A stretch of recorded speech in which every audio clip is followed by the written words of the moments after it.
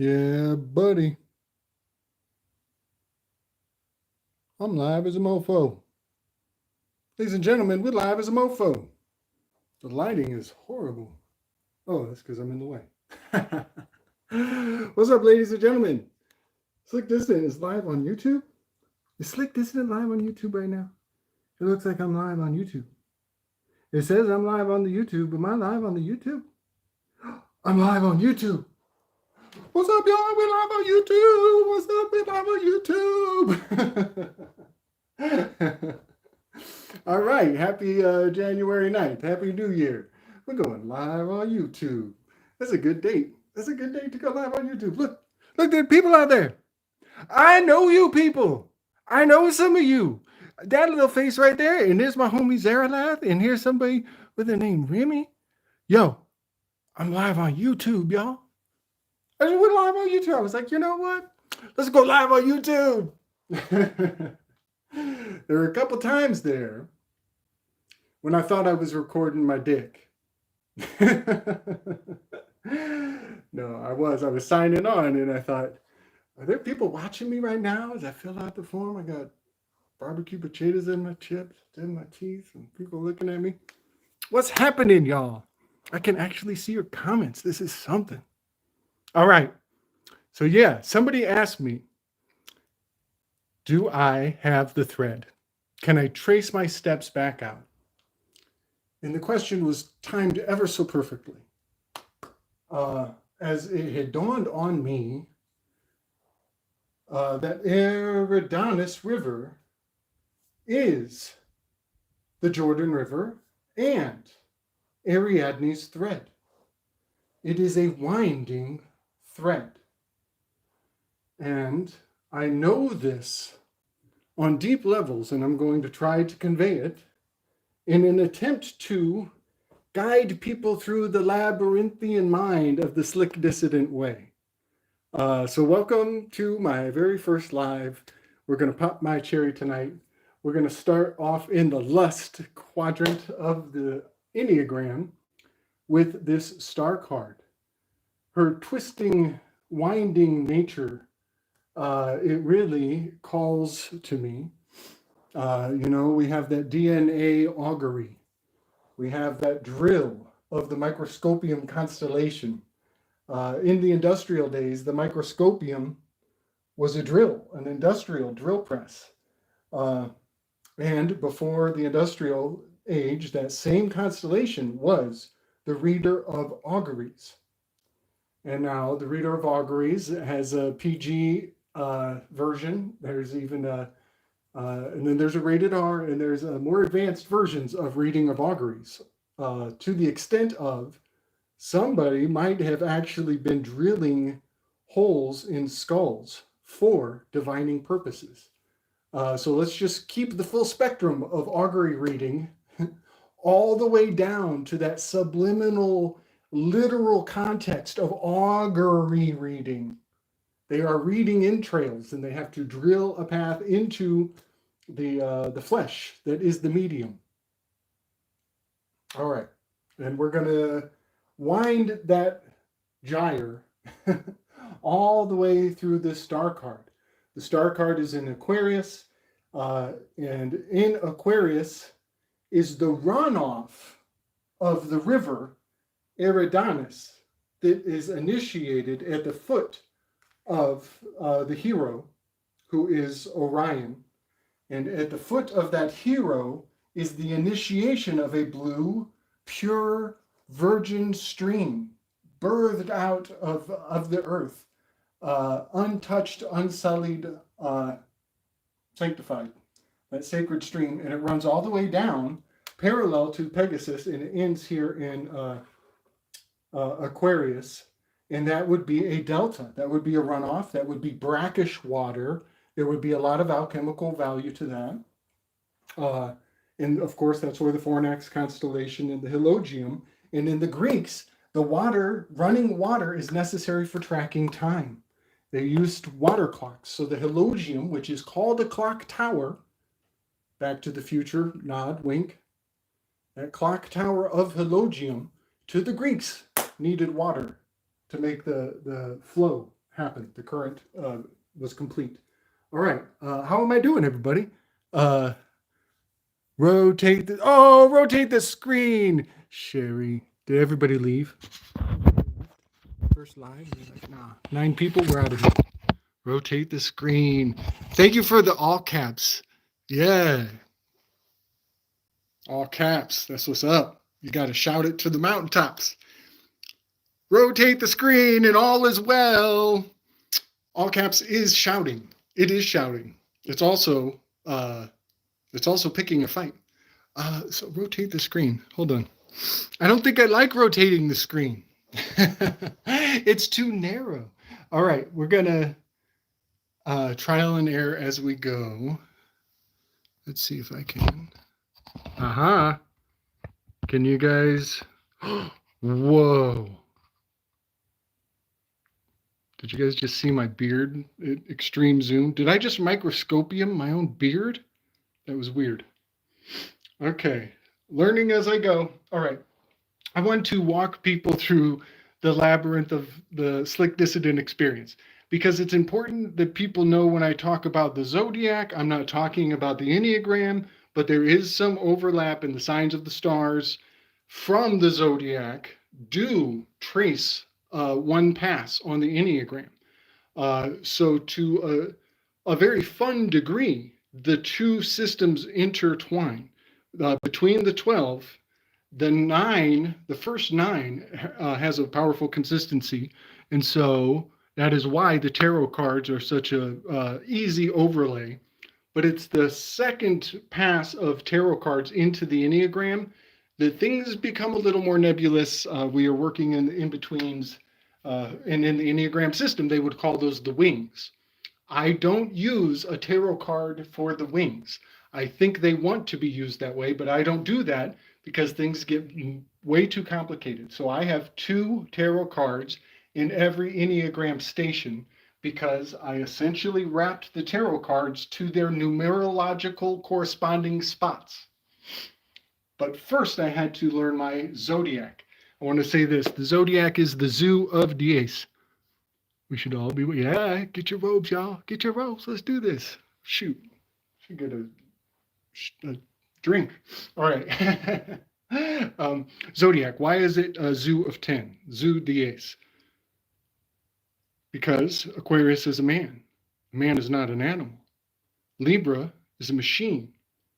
Man and the machine are not in the zoo, Charles Darwin.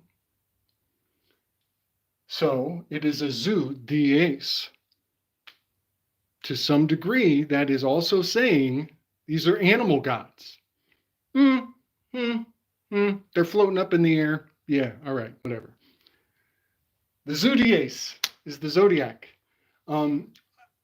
I love this fact that the man and the machine come off of the zoo to keep all the animals in their measure.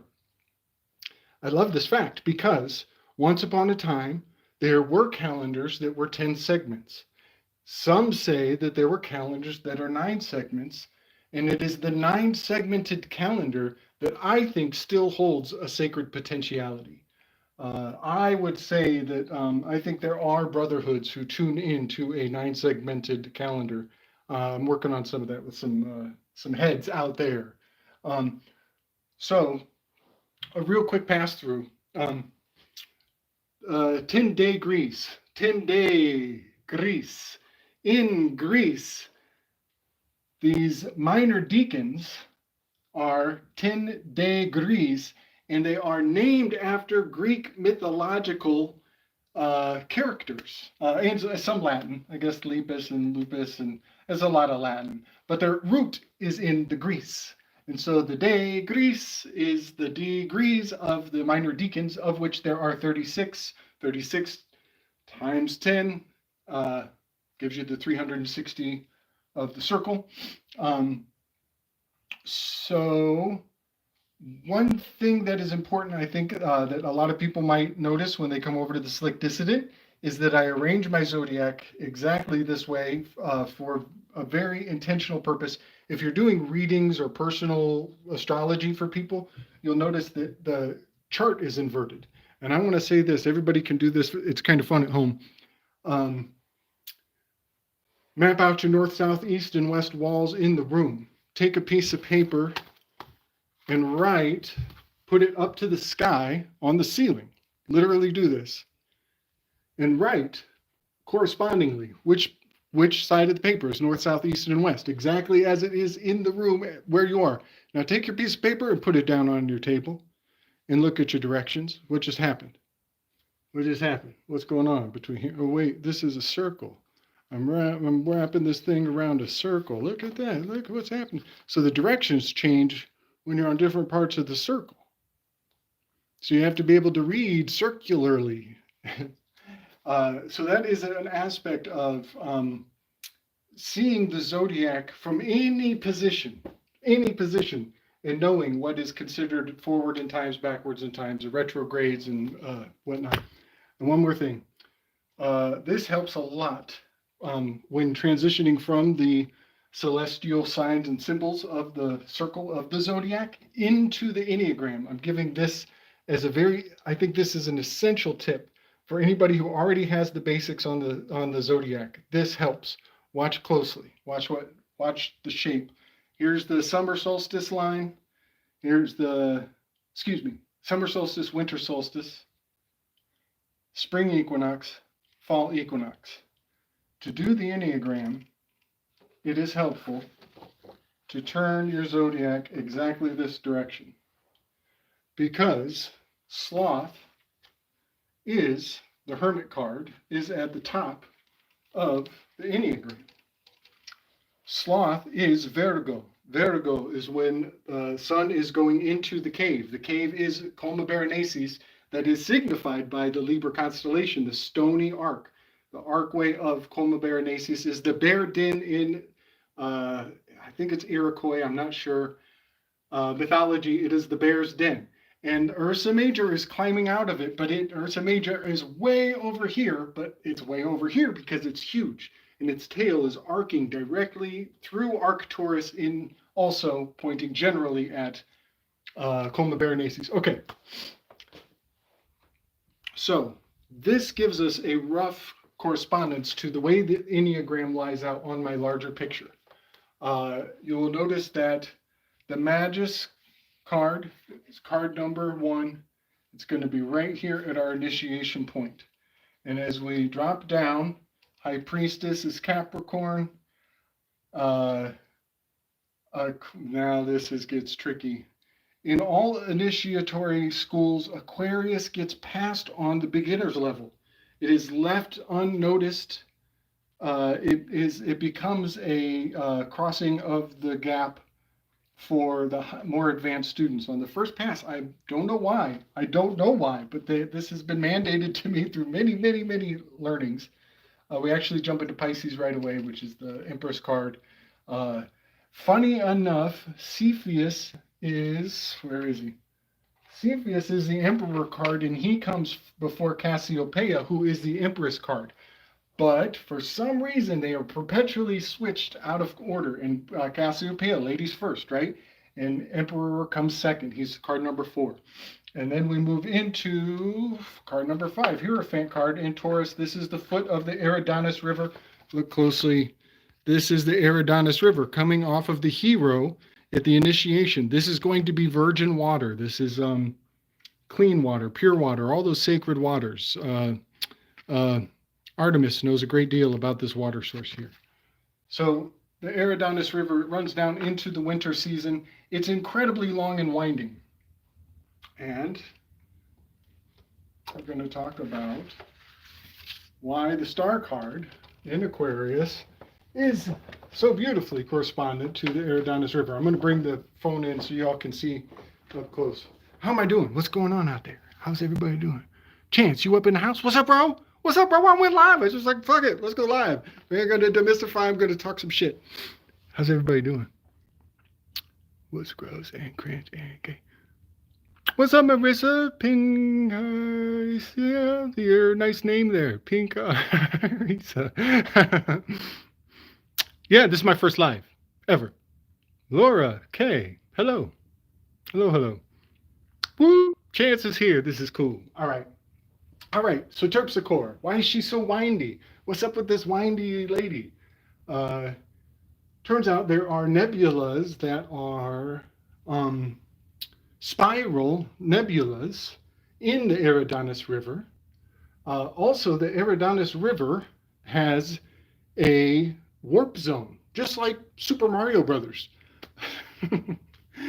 It's quantum entangled. The Adonis void is quantum entangled with the Erotes void. I think this could be the corpus callosum of the hylozoistic space brain. There's a hidden gap between Erotes and Adonis. So, is there a thread we should be pursuing here? A thread of reasoning? A thread of Euryadne? This is fun. This is fun. I think the thread of Euryadne runs through the Erotes Great Void and turns up like a radical rediscovery, red disc ovary, pops up in the Adonis void. And that quantum entanglement is actually part of our demystifying program because the season finale went from the great void of Erotes and jumped straight into the Adonis River, like an initiation, like a baptism. How am I doing? What's up, everybody? Rachel Sparks! Rachel Sparks! I'm going to do a dance for Rachel Sparks in the house. We'll do a dance for Rachel Sparks in the house. Sparks in the house. Got sparks in the house. All right. Yeah, Terpsikore. We're in the spirit of Terpsikore tonight. We are celebrating the dance. So the Adonis River goes against the flow of time, y'all. It goes against the flow of time. All right. Am I in there? Am I in there? I can't even see what you can see. Where is it? Here it is. All right. Where's my finger? What's going on with this guy? Okay. Here he is. He has no idea about technology. All right. Give me some science. Tell me how I'm doing. Big energy. Love it. Okay. Good deal. All right. I dig it. I dig it. All right. We're keeping positivity. All right. Adonis, look how windy she go. Look at her whining and dining her way all the way down this girl. Look at her go by fornication. She got the fornication vacation down here. She have the time off. She taking time off for some fornication. Is this fucking Myrtle Beach right here? Look at this. Phoenix. Is that a drink? Is that some kind of drink I should be careful of? All right. The Adonis River starts in the spring here, but it kind of has this flow going towards the winter part of the year. And then the runoff, the delta, is down here at the bottom. It really is something. Now, Fornax would need running water. You would need running water. This will be brackish water. It'll be a delta, a runoff. It'll be a distributary. It'll be sedimentary. It'll be metaphorically alchemical. Because the Fornax constellation is a chemistry set. Also, the Sculptor the Sculptor constellation is right here above the Phoenix. Now, the Sculptor's implements include two types of hammers, double speak, two right brain, left brain, and one of which is called the pneumatic hammer. We're going to weave on that very soon. That's a very important word right now. But also, a funny thing about the Sculptor constellation being at the foot of the river, or near the runoff of the river, this windy, twisty, double oxbowed. It's got two oxbows. Two oxbows. The symbol of the oxbow is Ophiuchus. It is also the nodes, a north node and a south node. Those are two oxbows. Yeah, there's so much more. And then the next, there are two archers in Gemini, right? Apollo and Artemis. All right. So the two oxbows wind and dine. Now, when it's in the winter time, when it's getting down here to the South Pole, real extreme, the water's going to be frozen. And who is the perfect dancer? on frozen Isa? Who's the perfect dancer to wind and dine her way down on this Isa, the ice? Terpsikore, star card, working her way to be bathed under Aquarius. Where's Aquarius? Aquarius is actually a couple degrees over. All right. So yeah, I wanted to bring Terpsikore, the dancer. I wanted to put her in ice skates, and I want to correspond her to the Adonis, and I want to correspond her to Eradni, the spider that weaves, because how do you put on your ice skates? How do you put on ice skates? You got to thread those buotes. You got to thread your buotes. You got to put those boots on, and you got to weave like a spider to tie those knots just perfect so you can dance down the Eulogies River. The secret void, the secret jump gap, whatever this quantum entanglement is, I'm here to tell all of you, it is legitimate as fuck. I don't trust NASA. But this jump gap between Bowotes and Adonis River is legit, and I see it in 10,000 mysteries. And the ballerina's boots, the ice skater's boots, was what, hey, here we are, my man V. What's happening? What's happening? V, I think you helped me get off my ass for a live, my first live. V's comment yesterday was like, I'm too dumb for this channel. I'm out of here. Welcome back, man. I'm glad you stuck with it. What up, V?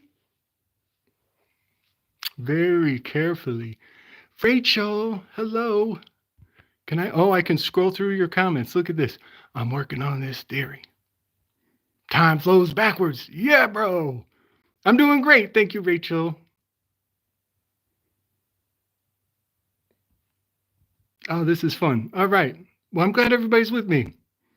Yeah. Hey, throw out some comments, questions, whatever. I don't know. I might not even see them. I'm a little new to this. Hey, what's happening? Yeah, all right. So, another fun point about this Terpsikore challenging dancer.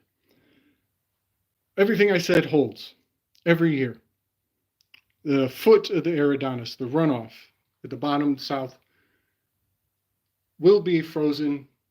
Elsa, all those things.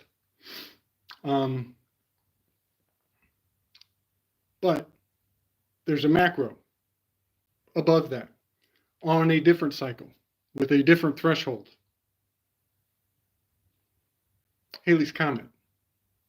Halley's Comet serves as a different flavor of this same dance. A much different flavor. Man, one of the best jokes I ever knew was a joke about a ballerina, and I forgot it, and I'm so glad I did because I don't want to tell it live on YouTube for my first time, but it was a good joke. If y'all got any good ballerina jokes, I'd love to hear them. I've been seeing spiders showing up a lot, don't you? Yeah, man. Yeah, the spider. So somebody mentioned that they're thinking about. Yeah, right. Hey, thank you. Spiders, right? Spider-Man, Carl Jung, Peter Parkour, Agent 488. He's the hanged man on the tree of Yggdrasil. Peter Parkour. Who came first, Carl Jung or Peter Parkour? Yeah, the collective web. Man, Donut, what's happening, buddy? Donut, got me all riled up. Donut, Carl Jung, Peter Parker, Spider-Man, the collective web, Philemon.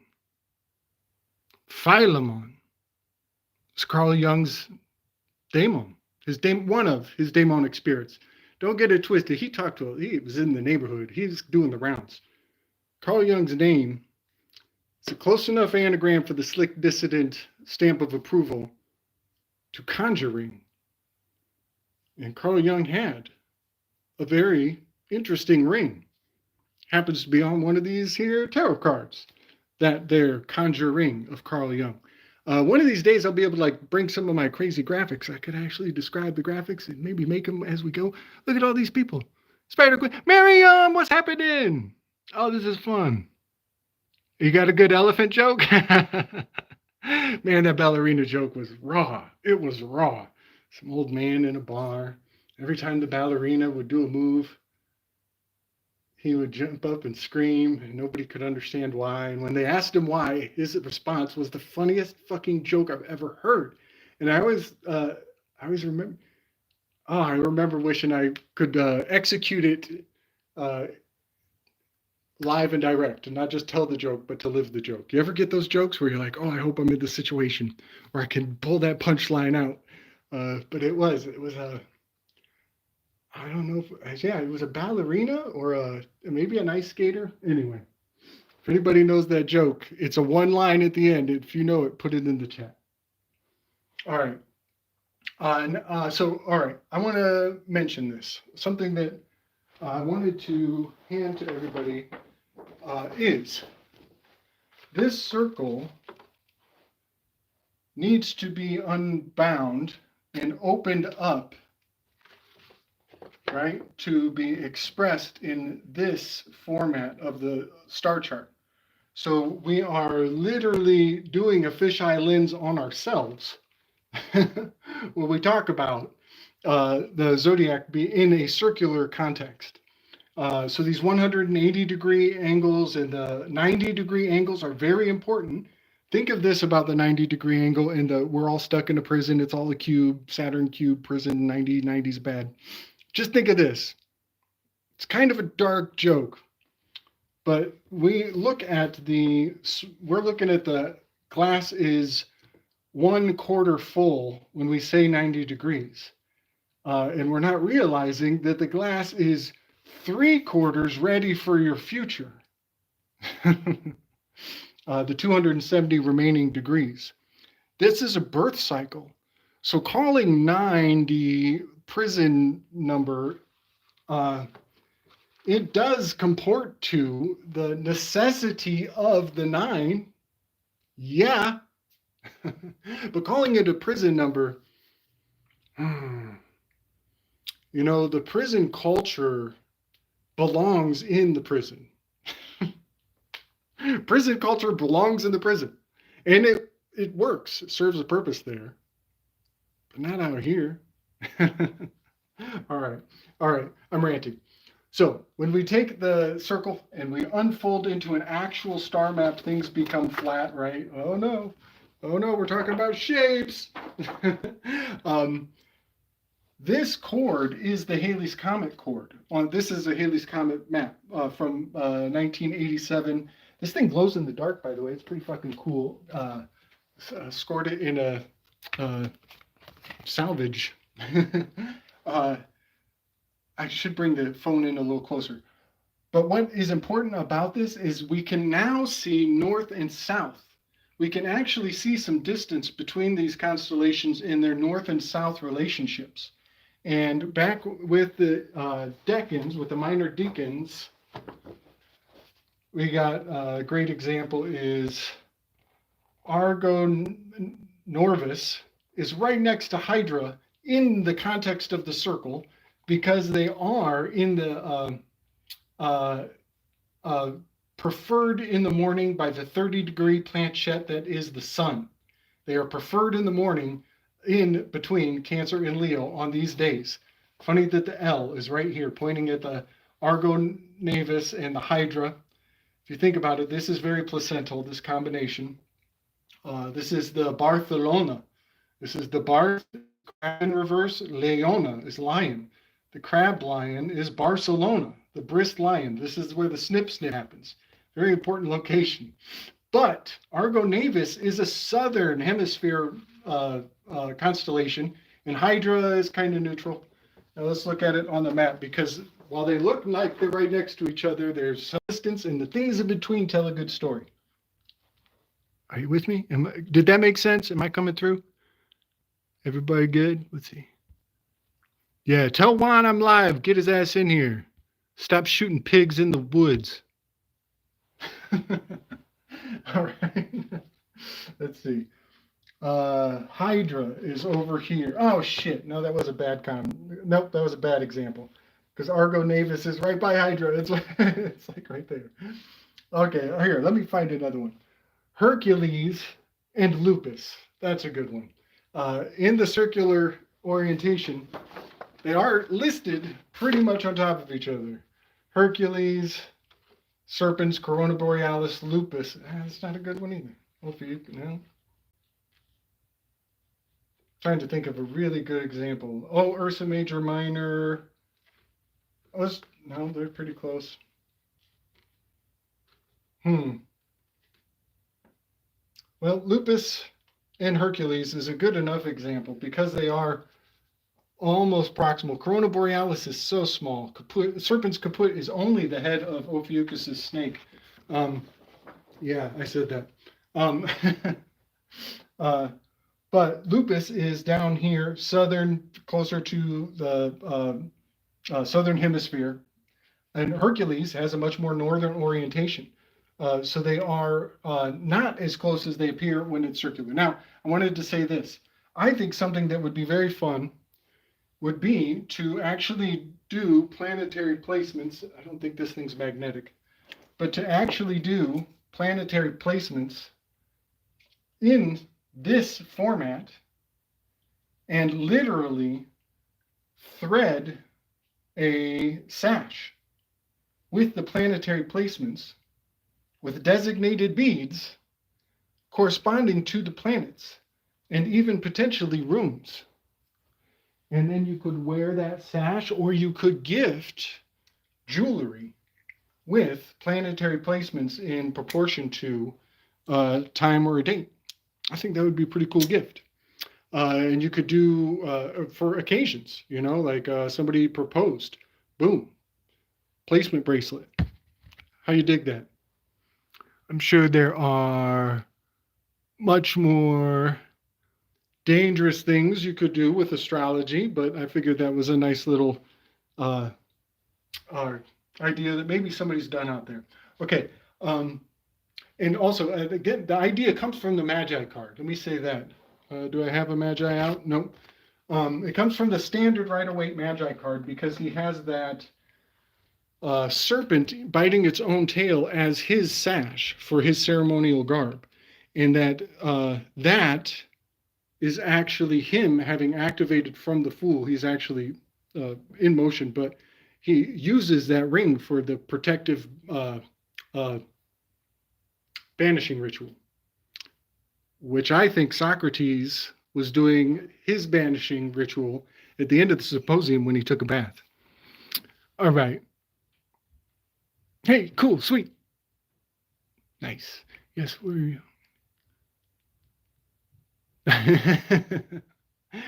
All right. So I'm going to step out of Zodiac and into Enneagram.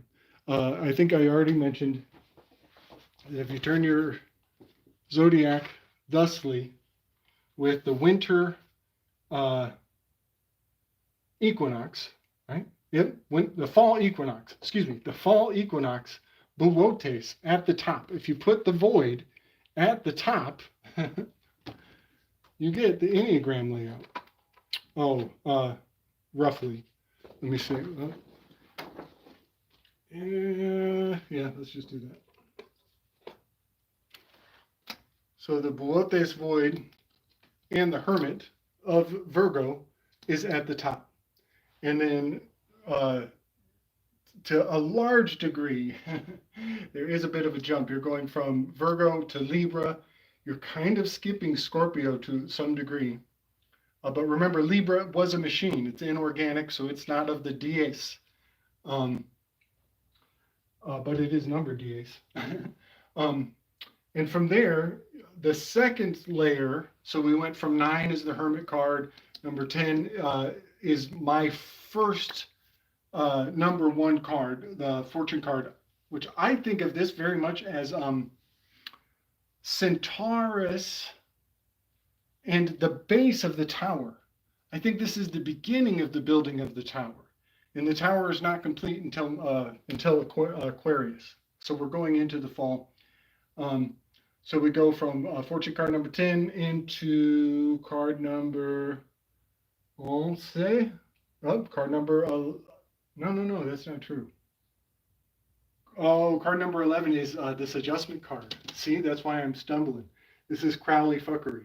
The adjustment card had to come over here to divide the feel, the think, and the act trines of the Enneagram. So the Magus card holds this sacred dividing line. This is the instinct. Instinct is between your feelings and what you're doing.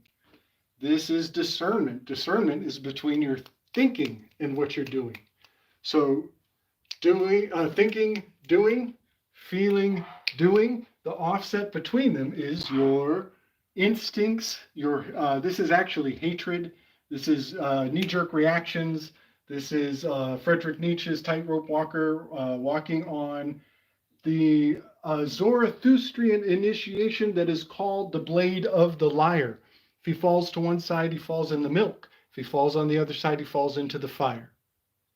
Can you guys even see this shit? Y'all can't even see this shit. I'm all talking all this crazy. Look at that. Y'all can't even see this shit. Oh my God. 21 people. 21 people. What's up, everybody? 21 people. Oh my goodness. 21. 2 to the 1. Boaz and Joachim. 2 to the 1 right there. All right. So where was I?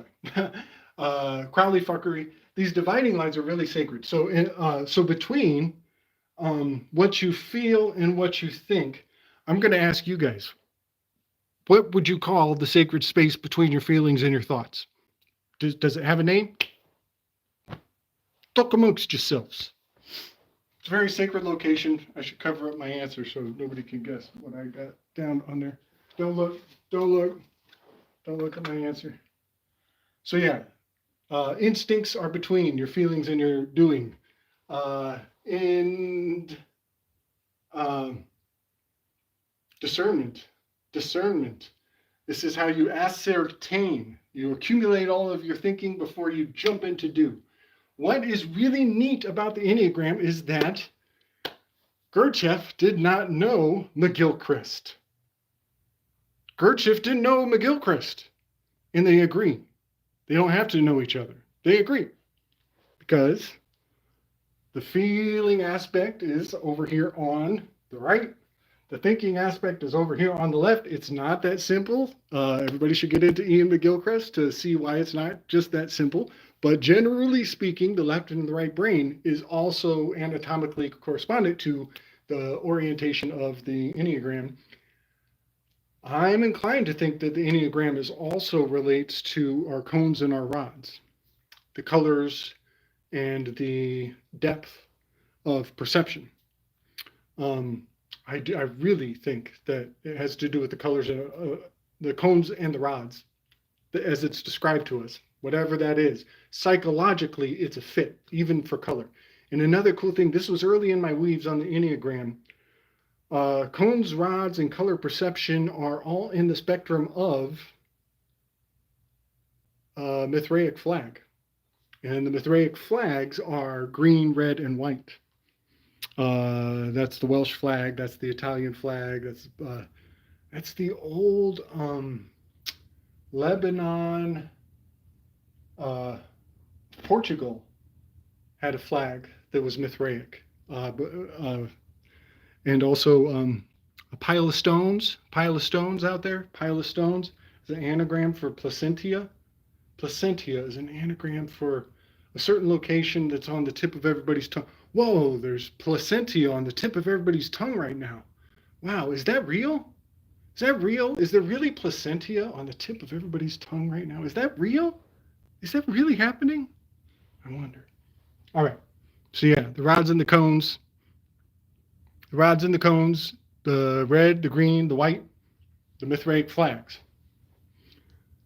There's a big weave on Mithra with the Loki thing, but we'll get into that particularly in the final scene. But we will get into that over on the Demystifiers. So yeah, this is everybody's consolation prize. No demystifiers, but you get some slick dissonant tonight. All right. I think, let me see. Let me think. I think it would be so cool to pull up graphics. All right, I'm going to let you guys look up my nose holes for a second. Yeah, am I doing good? Thank you. What up, Nas? James Hudson, what up, buddy? Man, 28 people. Fire. Okay, I'm going to start pressing buttons and hope I don't explode everything. This was super fun. If I don't make it out the other side, then it's nice knowing you. 17 likes. You guys are awesome. Holy cow, I've been going 40 minutes. Holy cow. All right. What does this button do? Top chat, live chat. Hide all the chat messages. All messages are visible. Some messages. Can I give people sticks and ice skates and they can start trafficking the... Okay. That was not the good button. I don't have a lot of buttons here, y'all. I don't have a lot of buttons. Y'all ever go live? Y'all ever gone live before? What does that one do? Ooh, filters. Nah, get out. Crush.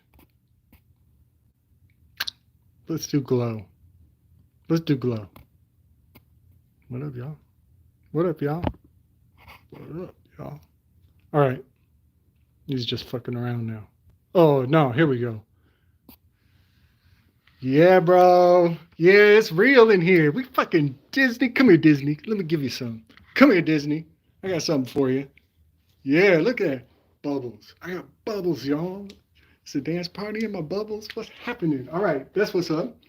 Tell me y'all can see that. Tell me they don't just give me bubbles and y'all think I'm stupid. Y'all got bubbles, right? Tell me. Okay, bubbles. Good. All right.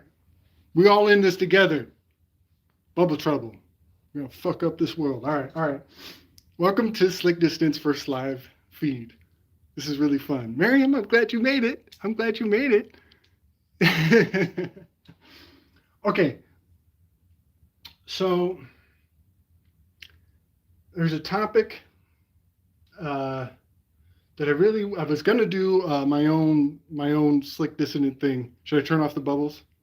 I was going to do my own slick dissonant thing because I need to bring some visual graphics through to make some sense of things. And also another thing, I'm also preparing to completely demolish the dry erase board. It's gotten way too corkboardy as it does. So I want to make use of the information that's up here. Okay, that's it. Assertion. Let's go back over to discernment, to this discernment of the episteme, all the knowledge, all the knowing. Socrates is in the seventh position. He's constantly asking. He's a glutton for answers. So he's acquiring all the things to know before he steps into a control position, number 8. So between acquisition and execution, a great amount of discernment is the spark gap difference. And so he has ascertained everything that he may kill. He may or may not kill. This spear is the sword of Michael. And that is why it gets the adjustment card, who is holding the sword. And when Michael slays Lucifer, he displays in the heavens, Assertion. When Michael kills Lucifer, he displays in the heavens the scales of justice and that there's no chance. He shows that there's no chance. This is actually augury speak. But he, in his moment of glory, in the story of his glory, he rubs Lucifer's face in the scales. So yeah, to have Michael holding the Assertion spear is highly correspondent to the most assertive groups in the enneagram, the most assertive personalities are the 8s and the 7s.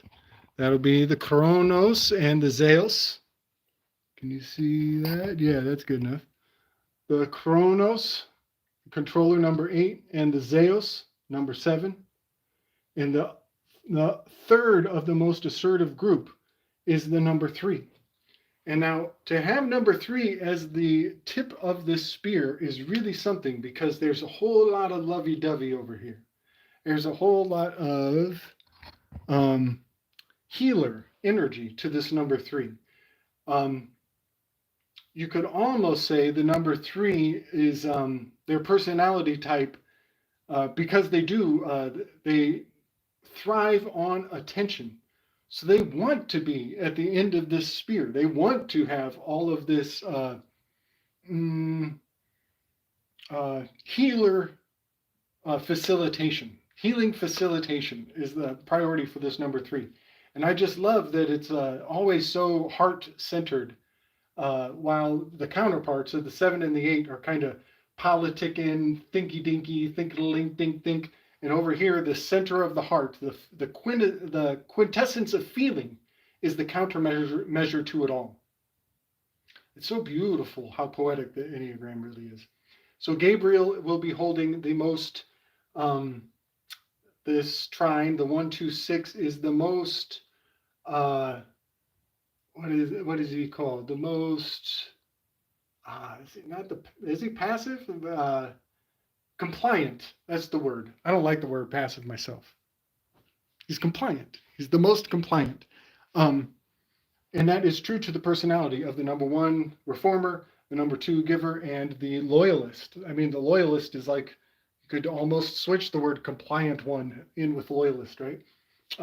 So that gives me the sense that the tips of the spears are something of a quintessence of their trine. 5, 4, and 9, they're the most, the 9s, 5, 4s, and 9s, this trine group is the most removed from. And sure enough, Pluto, the planet, is as removed as it gets. It's as deep as it gets. Hades, also, same thing in his personality type. As well, the slowest orbit that there is. So, of course, perfect for the slothfulness. Furthermore, when you're dead, you're not going anywhere. When you're dead, doesn't go anywhere. You're stuck in your head. What's up for sure? 24. Lucy Rose. 33 confirmed. What? 33? Peace to Slick. What's up, Slick Firmament? Nice name, bro. Like my bubbles, y'all? Should I switch it up? Let's switch it up. Yeah, bubbles are getting old. Oh, look at that. Oh, it's dance party, y'all. Dance party, y'all. Should I play something to get myself in trouble? Should I play some music and get in trouble? Yeah. All right, let's turn that off. That's kind of noxy. All right, what's up? Okay, I know what I want to postulate and offer. The erotes. I want to talk about the erotes. I think that a great number of the triggers that keep us sublimating our rage have to do with the children. You know, the mall event in Florida was reported to be teenagers in some sort of fight. I think they said they had sticks. River Styx. The word Styx translates to hate. So they were wielding hate. It's a bunch of kids wielding hate. It's fascinating. So they're in the heat of the moment. They're in the passion. They're having their Achilles conflict. Wielding sticks. I don't think there's a single headline out there that is not a Kabbalistic spell on the psyche of humanity. And I think that the Hellenization of the human psychology has been in place for, by their numbers, 41 generations. It's a pretty magical number, that 41. Center of the magic square of the moon is 41. So yeah, 4 kids with sticks. Well, the 4 is a Kabbalistic reduction to a 1. 1 plus 2 plus 3 plus 4 gives you the 10, reduces to the 1. I think these erotes, they have distinct personalities. I don't want to give them a designated location in the enneagram necessarily, but I keep seeing 2 of them in particular in favoring a very specific location. So I'm going to bring everybody in on my chicken scratch so y'all can see up close. And this is a rough draft. I reserve the right to fuck up 100,000 times from Friday and continue to be wrong for the rest of my life. I reserve that right. But if I'm correct, I think these are the erotes. These are the cherubims. These are the little angel babies that are the attendees of the choir of the heavens. These are the desires. And their names are very informative. Their names are their tasks. Their names are their jobs. Sorry about the Blair Witch effect here. Some of y'all don't even know what Blair Witch means. All right. Sweet talk is Hedilogos. It's the name of one of the erotes, cherubim, little baby angels. And Anteros, these 2, I am seeing them predominantly in this orientation. The 8 to the 2. 82 is lead. 28 is the lunar cycle. This is the relationship between the moon and Saturn. Anybody who's really nerding out on numbers is getting a huge hard on right now. I can see you. I'm watching you. I'm going to put on the bubbles again for all y'all tripping on numbers. The 8 to the 2, the 28, the 82, the moon, and the Saturn, it's right fucking here. And guess what fucking Anteros' name is an anagram for? Go, y'all put it in the chat. I'm not gonna ruin your fun. Figure out what the anagram of Anteros is. Sweet talk. Sweet talk, Hedilogos.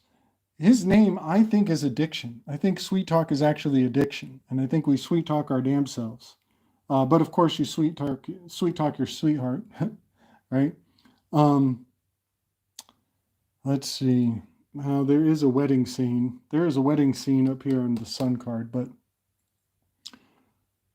yeah, I'll do that. Let's do that. Okay, so sweet talk, right? Funny enough, it's between the 7 and the 1. And I wanted this to have to do with between 2 lovers, but that's not necessarily it, because there is a bridal hymn. There's a erote cherub whose name is bridal hymn. So this sweet talk is something other than your what you do with your bonds, your oaths. I think bridal hymn is your oath. Sweet talk is pointing at this number 1 personality type. And now the reason why it's anchored so strongly for me is because the muse of the first speaker of the symposium was the only muse who is a master of rhetoric.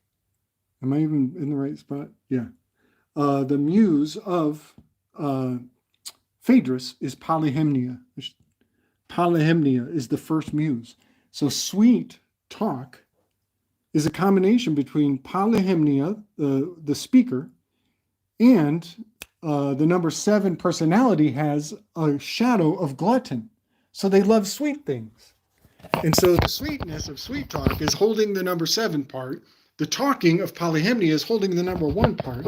And so I'm relatively convinced, again, I reserve the right to fuck up forever, but I think sweet talk is the connection between 7 and 1. And the fact that the sweet came through the Epicurean shadow and the talk came through the symposium's muse is a thread through time. It's a thread through time because we're using different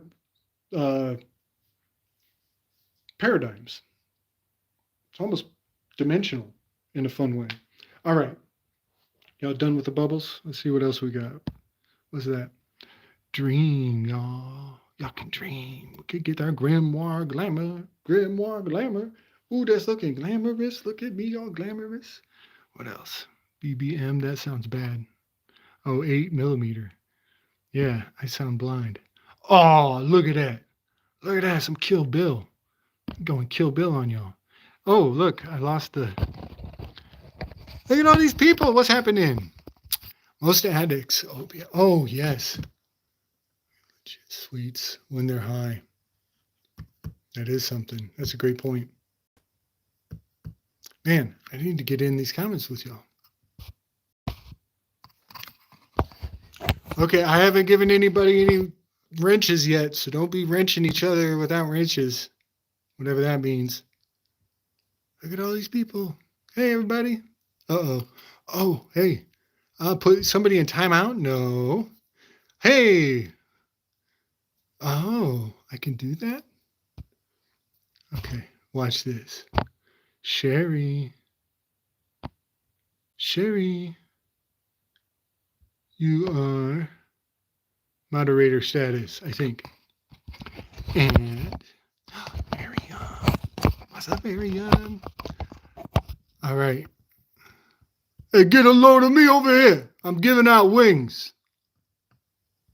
Some of y'all don't even know that movie. Some of y'all don't even know that movie. Okay, out you two pixies go. Out the door or through the window. Name that movie. Somebody name that movie. Oh, I do look tall, don't I? I do. Wait. There we are. All right. I got ninjas in the crowd, y'all. Don't fuck around. I got ninjas up in this crowd. That's right. My Black Widows putting some moves on y'all. All right. Longing is an interesting erote. Let me, here, I'm going to come back in. I'm going to tell you guys the names, and you guys can, oh, did anybody guess? I gave homework out in the group. Didn't I tell people to guess something? Anybody guess the anagram for Anteros? Anybody? Did anybody get Anteros' anagram? Y'all are lazy. Y'all thought I wouldn't check. Okay, wrenches. Where's my wrenches? Start clubbing, fools. I want some anagrams. Y'all give me some anagrams for Anteros. Your hint is 82. Your hint is 82. Uh-oh. I just pressed a button. Oh, no. What happened? Yeah, I fucking switched the shit now. Look, y'all, got my fucking slippers. Look at my slippers. Oh, no, they saw your slippers, bro. Oh, those are the old slippers. Don't let them see the old slippers, dude. All right. Treason. Oh, treason. Hey. Oh. Y'all are better at this than I am. Treason. Y'all got fucking treason out of Anteros. Whoa! Treason is Anteros. Distraction Factory. Dude, here, you're getting a wrench. Bro, I don't know who you are, but you're in with my ninja wenches. You're with my ninja wenches. Oh, wrenches. Ninja wrenches. I meant wrenches. I meant that. Wow. Oh, yes, on Gematria. That would be cool if it was. That would be cool if it was. All right. Damn. Well, that wasn't the anagram I was looking for. Okay, hold on. I gotta get this camera turned around because, here we go. Boom, with the switch, on the which switch. All right. That wasn't the anagram I was looking for, but that was fucking almost better than my anagram. Shit. There's another, I got to give everybody permission to fuck up your anagrams. It's not a perfect anagram. Forgot about that. It's an imperfect anagram. Right. Yes, that is Antares is of yes. That's a royal star, right? Antares is a royal star of the Scorpio, which would have strong correspondence to treason. Holy shit. Holy shit. Y'all are finding better anagrams than me. Miriam, you already got a winch. You already got the wrench. Uh, Saturn. Saturn. It's not perfect, but it's there. And not only is it there, it's also in the word controller. Remember, we're taking all the liberties. This is fucking. Where am I? Here we go. In the word controller. Antiero. There's an Anteros in the controller station. Treason is profound. Treason is profound because of the challenger. One of the names for the number 8 personality type is the challenger. So treason in the Anteros spot is blowing my mind, y'all. Blowing my mind. All right. Yes, you were close. Yeah, man. First time ever. Yeah, we are all still learning. That's the cool thing. That's the fucking cool thing. Is there ain't no fucking professors to say, wrong. No, show me your papers. Show me your papers.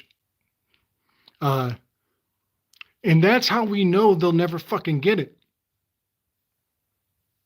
Look at this beard. It's crazy. This is just crazy. All right. Went to my family get together for the nice question. And everybody's making fun of my beard. What's my enneagram number? I think I'm a 9 primarily because I am a pathological overstander. So I'm tall. So I have a broad perspective. But no, one thing that anchors me to the 9 pretty strongly is that I do relate to every damn thing all the time, all at once. I can kind of play any and all roles. I also, because I resonate with the 3 very strongly, that centers me on the 9, right? And because I got beef with those 6s, I'm probably a 9. So that's a good way to check it. You just check like, oh, how do I feel to my left? And how do I feel to my right? Oh, yep, that keeps me kind of up there. And also, I know this is live. I know there's no taking these stories back once I say them. Belphegor came and found my ass and scared the shit out of me and continues to. Belphegor is the infernal spirit of sloth. The motherfucker pops up in my life 10,000 ways from Friday for 2 years straight. And he didn't just turn up anywhere. He turned up in my bathroom. I got a Belphegor symbol on my bathroom wall. Yeah. One of these days when I can bring graphics up during a live, I could do story time with my graphics and tell you guys all about Belphegor haunting me in my bathroom. Oh, it's crazy. It's the craziest thing. If you go back at the Slick Dissident early works, which everything is cringier and cringier the further you go back, but Belphegor was getting me there in my numerology phase. I was looking into the 666 and the JFK spell and TAX. It's 216. Tax is 6 times 6 times 6. Pay it on the X of the Analima. All of that research, and Belphegor was like popping around every damn corner. It was a trip. It was a trip. And I'm not going to lie, he's still in my bathroom. I don't have a replacement. He's up on the wall, and he kind of belongs there. It's kind of appropriate. And the other thing about Belphegor is I finally got the joke about the TP. I finally got the joke about the TP. But you guys will get there on your own way. Good luck. Be careful. Be sure to do your banishing rituals before you go to bed. Also, Antares is one of the largest stars. Yes. Now, I think I do. I love Antares relating to Anteros. I do. I love that, especially with betrayer or treason as an anagram, because Scorpio is the kiss of betrayal. That's really something, man. That's really something. Um, but the erote of Anteros, I want to say this. His name means requited. He is keeping score. He's a track keeper, a scorekeeper. Score, P-O. I think we found him. Is Anteros? Is that little angel the same as that star? Scorpio. He's keeping score. He's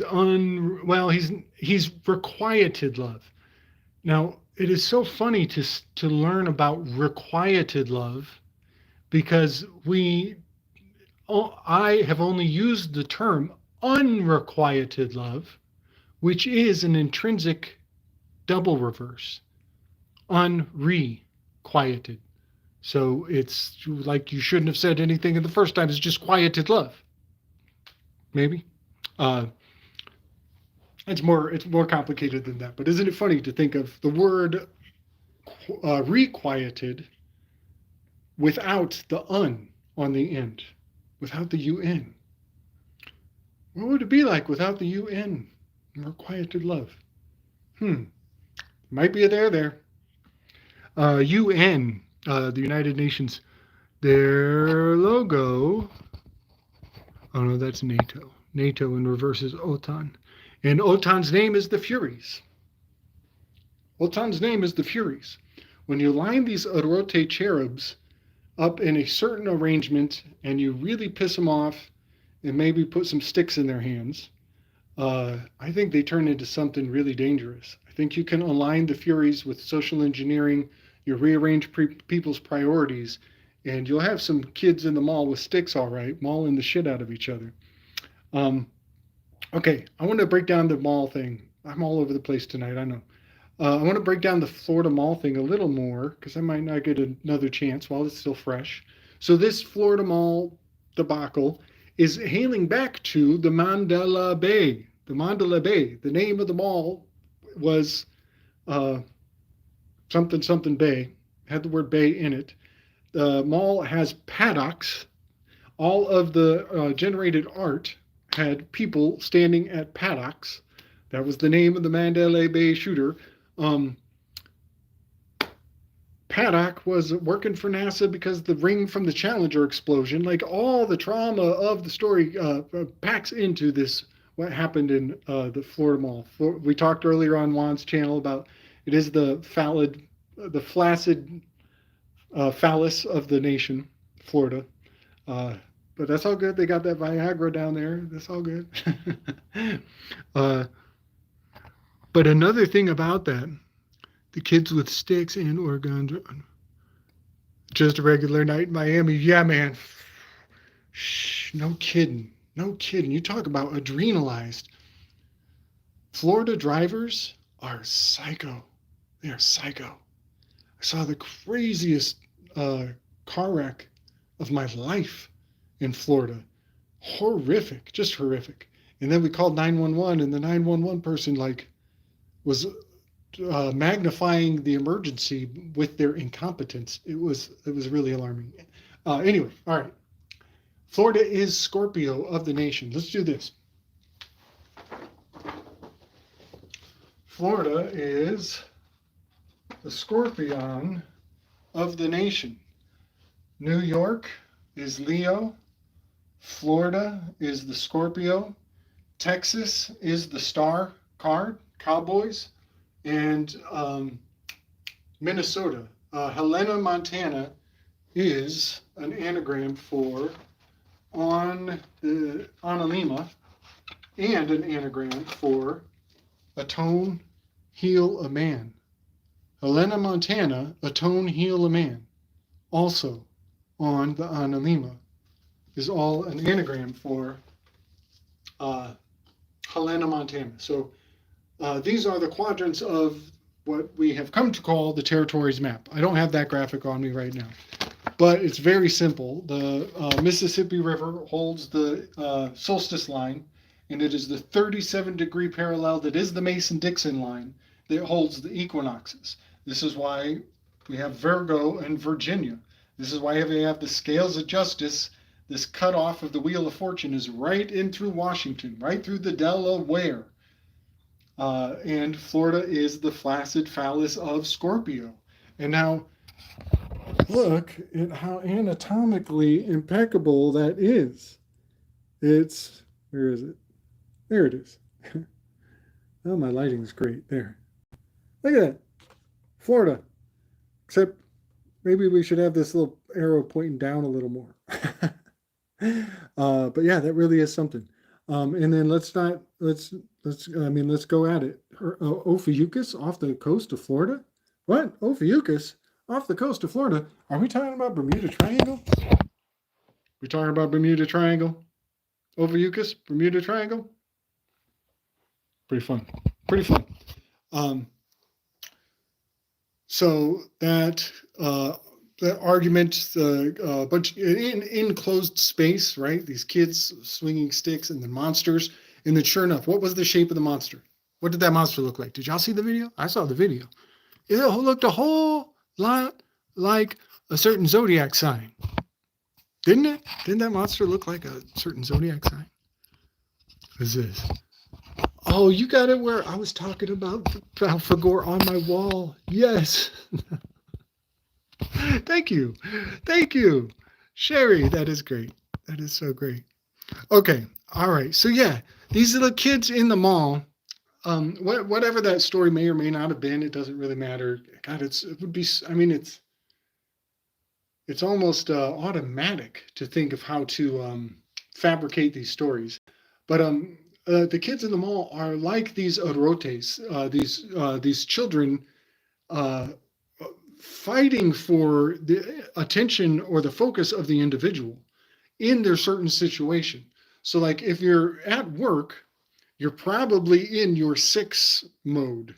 You're probably playing into that loyalty and you're avoiding hazards. So you're expressing fear in a healthy way, the way that you need to get the job done. So there is a particular erote, a particular desire for while you're serving that cause. But as soon as you clock out, you're driving home. Now you're hungry, you're coming down off the coffee, your desires are different. It's a different erote. Now, part of the commonality of how these erotes, like the reason I think that Anteros predominantly belongs in the 8 to the 2 and Sweet Talk is that 7 to the 1. The reason why I think that they're predominantly there has to do with the cycle of the day. I think we all go through a rise and a fall through the enneagram, just like we go through a rise and the fall of the Zodiac through the day as a micro to macro of the rise and the fall through the year. I think to a large degree, each of us goes through the enneagram on a daily basis, doing a bit of a dance, depending on everybody's path. But part of the reason why the Great Reset is at the 9 is because you go to bed, you go to sleep. Guess what? Terpsikore got your ass. You're sleeping. You're slothful. It's a Great Reset. Wake up in the morning, you're a reformer, perfectionist. You got a lot on your mind. You got a lot to say. You're thinking about those dreams. What did that all mean? Is there something? Is my muse speaking to me right now? So you sit there like polyhymnia and you pensively purse it, you sip your coffee and you get your buzz going. And now it's time to jump into, get your heart, get your feels, get your fills. You woke up. Move into the number 2. Start giving. All right. Yeah. I just wanted to maybe orient people's mind with the slick dissident extravaganza. It's always important to pay attention. First of all, because I fuck up all the time, assume first that I'm wrong and go figure it out on your own.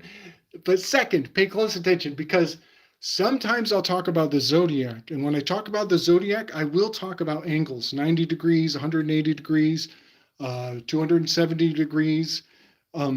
this is the let none enter who are ignorant of geometry.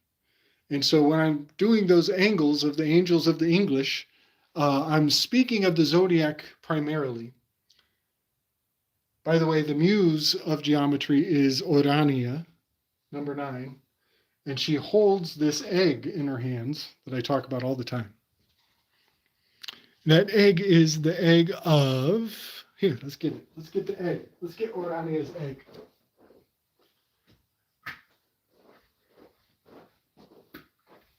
This is the egg. This is what's in Urania's hands. And this is your initiation into geometry.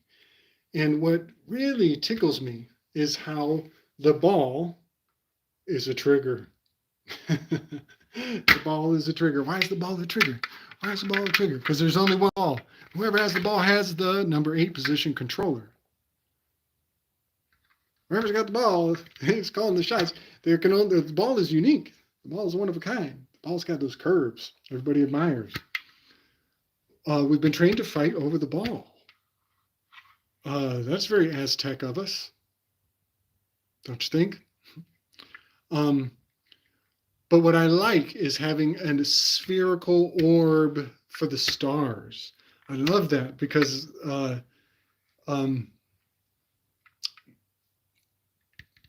it's placental. Because it's placental. That's why.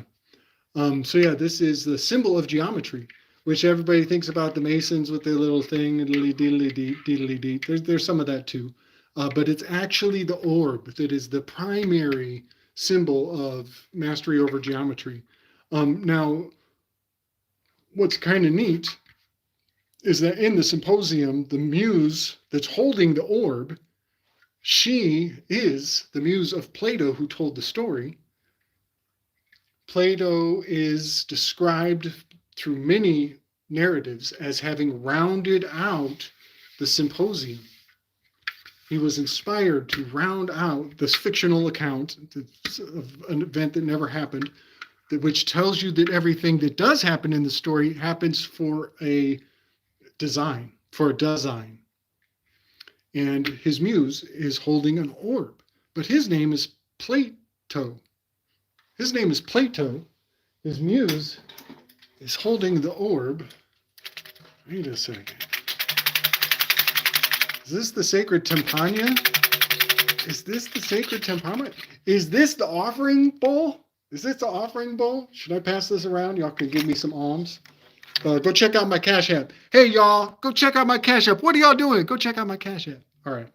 I don't know how that shit works on live yet. Plato is holding the plate, the offering plate of dough. Re, mi, fa, sol, la, ti, do. Plato. He's up in that number 9 position. And his muse is Urania, and she holds the orb. He's got the plate. Am I looking at basketball? Do I have to know angles and geometry to play basketball? Wait, I'm not bad. I'm not bad at basketball. I'm not bad at basketball at all. So all this contention over the special Malthusian orb, the Malthusian orb is so funny to me that it triggers. And I just think we should put it more in the forefront of our thoughts, that we've been trained from a dangerously young age to get upset over the rarity of a nice pill. All right. How's everybody doing? I'm not even watching the chats anymore. I'm just rambling. Oh, hold on. I got to talk about the tambourine and Plato, because this is cool. This is really cool. The tambourine with Plato, the fact that he has the plate and his muse has the orb. There's a beautiful lesson between the lines. If I can find my Plato. Where's my Plato? Where's Plato? Oh! Here he is. All right, check this out. Plato. right? It's got a nice sun on that cover. But it turns out in this book, they talk about different cultures should have different styles of music that only inspires them to think of what their government wants them to do and think. The different temper of the people is orchestrated at a very young, thousands of years ago, long time ago. This cover looks like the sun to me, but guess what? It turns out they're actually plotting and scheming on how to use iambic pentameter to put people to sleep and to run them through storytelling rituals that entrance people to such a degree that they stop eating for days, even after the bard has left. And the power of suggestion through the Actors Guild also causes entire civilizations to collapse.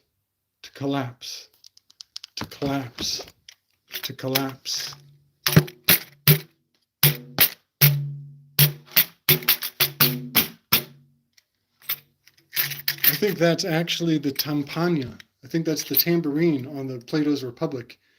And the measure of the feet. The measure of the feet is the measure of the poets. Poetry is measured in feet. Poets are inspired in certain measure to communicate certain messages for different contexts. I think there's a lot of steganography in poetry hidden behind measure. But the feet are really fascinating, that they call different measures of poetry feet, because your feet go in your boots. There it is again. Buotes, the buotes void. Here. I don't know if anybody's been with me for the long haul, but the buotes void has taken a great amount of significance. This particular Fool card, this Thoth Fool card, is falling backwards.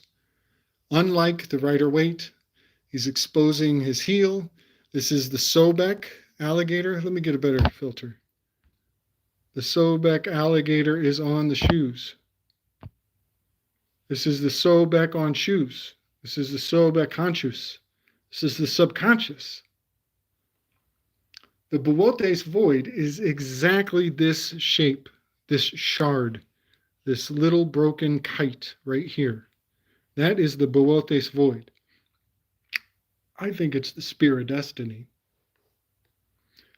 But the poets expected the performer to evacuate himself, to get out of his own way, to allow inspiration to fill him. And so he becomes a pneumatic device for spirit to flow through his emptiness. And that is making yourself the poet, making yourself an empty vessel, so that whatever needs to come from the heavens can come through, and you need to be completely out of your own way. And so there is a lot of psychology, a great amount of psychology to the poet. And this is the butterfly of Psyche. The butterfly of Psyche is above the buotes, that is the poets, and the butterfly of Psyche is also the buoted meteor shower. Happens twice a year. At the pinnacle of the Analema, I think 623-ish, and all meteor showers are 3 days long, some of them even longer. So I have plenty of room to fuck up there.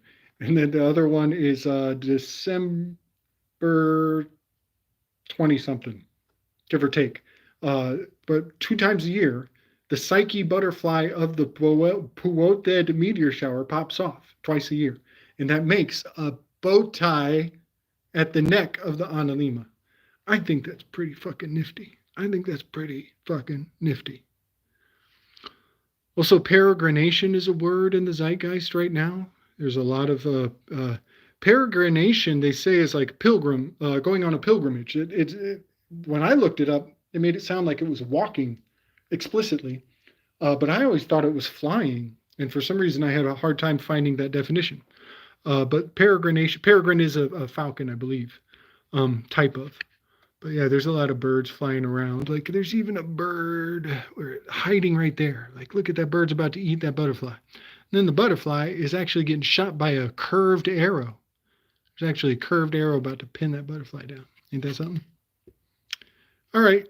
I think I'm about to call it, y'all. Fucking hour and a half. Look at that. Look at that. Did y'all cash at me? Did y'all cash at me? What's up? 29 people. Y'all got cash at me? All right. No, I am. I'm going to call it. I wanted to talk about the erotes on Florida. And one more thing about that Florida. See, I don't have my graphics to kind of confirm the vision I have here, but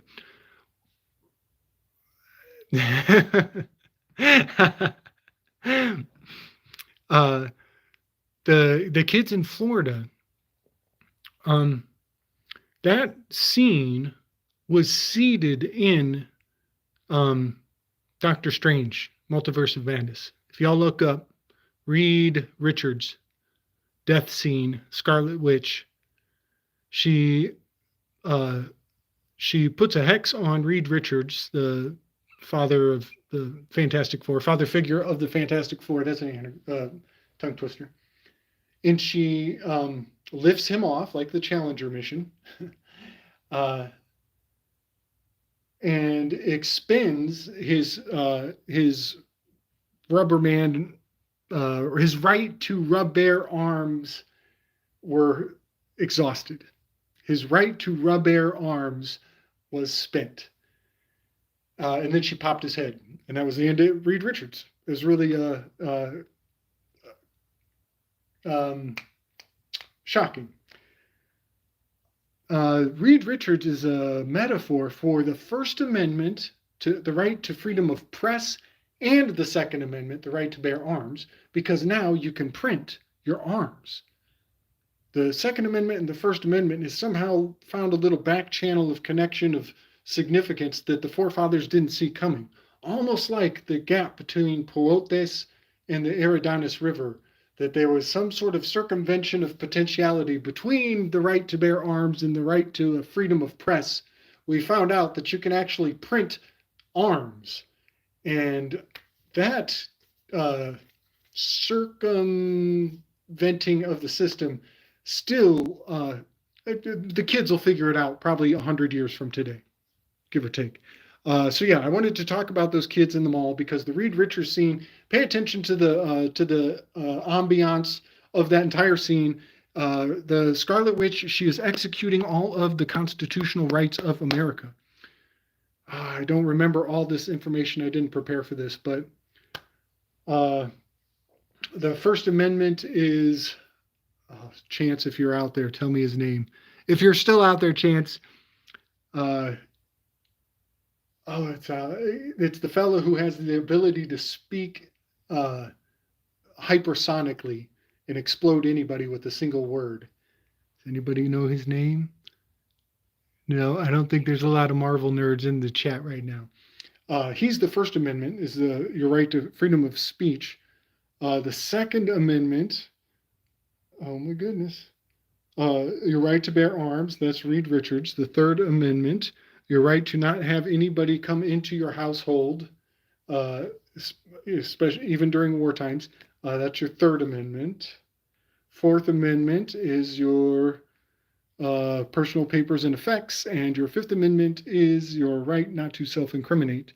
Personal papers and effects was Captain Marvel. She was a female with a mask. Lady, black, lesbian, LGBT, BLM, Marvel, Lady Marvel. She had her personal papers and effects, PPE, her personal protective equipment. She had a mask on. So yeah, she was Fourth Amendment. Fifth Amendment is the right to not self-incriminate.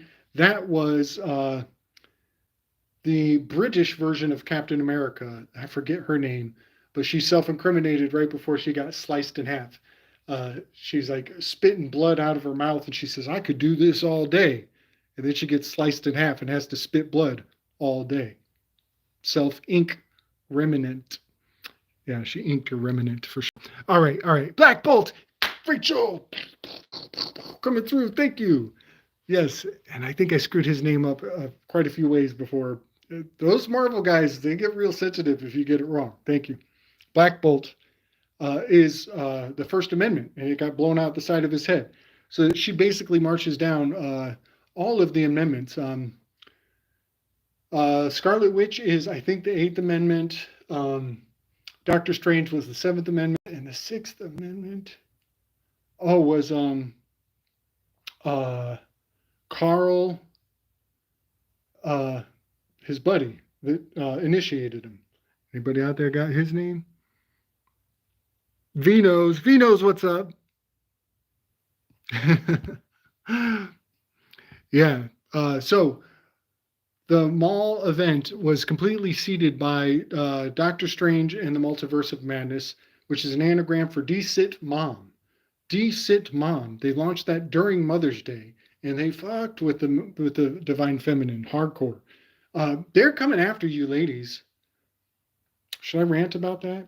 They're coming after you ladies. They want guns in all you ladies' hands.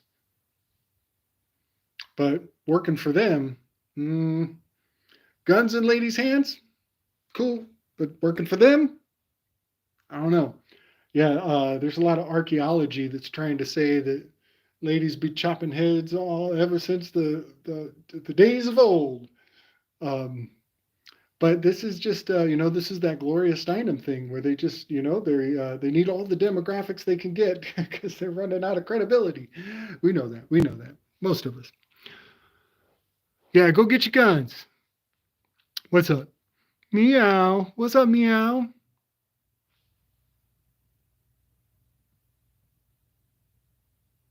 Some air cocoito. Yeah, buddy. I am. Therefore, thinking. What's this? Entrapment. Used to jot, just be lawfully able to charge. Yet now it is super funked. Totally agree. Yo, I'm making all these new friends. Nice to meet everybody. Yeah, Nas, welcome. Lucy Rose, entrapment. Oh. All right. Aren't y'all happy I trimmed my nose hairs before the show? Why are there so many cults? Difficulty. Defy. Cult of time. And magnetism. T is magnetism. It's a Tesla. The Tesla unit is signified by a capital T. Difficulty. It is. It's hard to defy all the cults. Because why are there so many cults? Because we pathologically associate. Because we are sympathetic magicians, all of us, and we thrive in connectivity. But there is a science that's been, cultivated. Slick, can you do a breakdown on the magician? Oh, yeah, man. See, that's what's up. Direct questions. I love it. All right, yeah. Let's do the Magi card. On the Fool card. Oh, wait, first she was asked for a Fool. All right, yeah. All right, let's do that. Okay, let's do that. Thank you for the inspiration.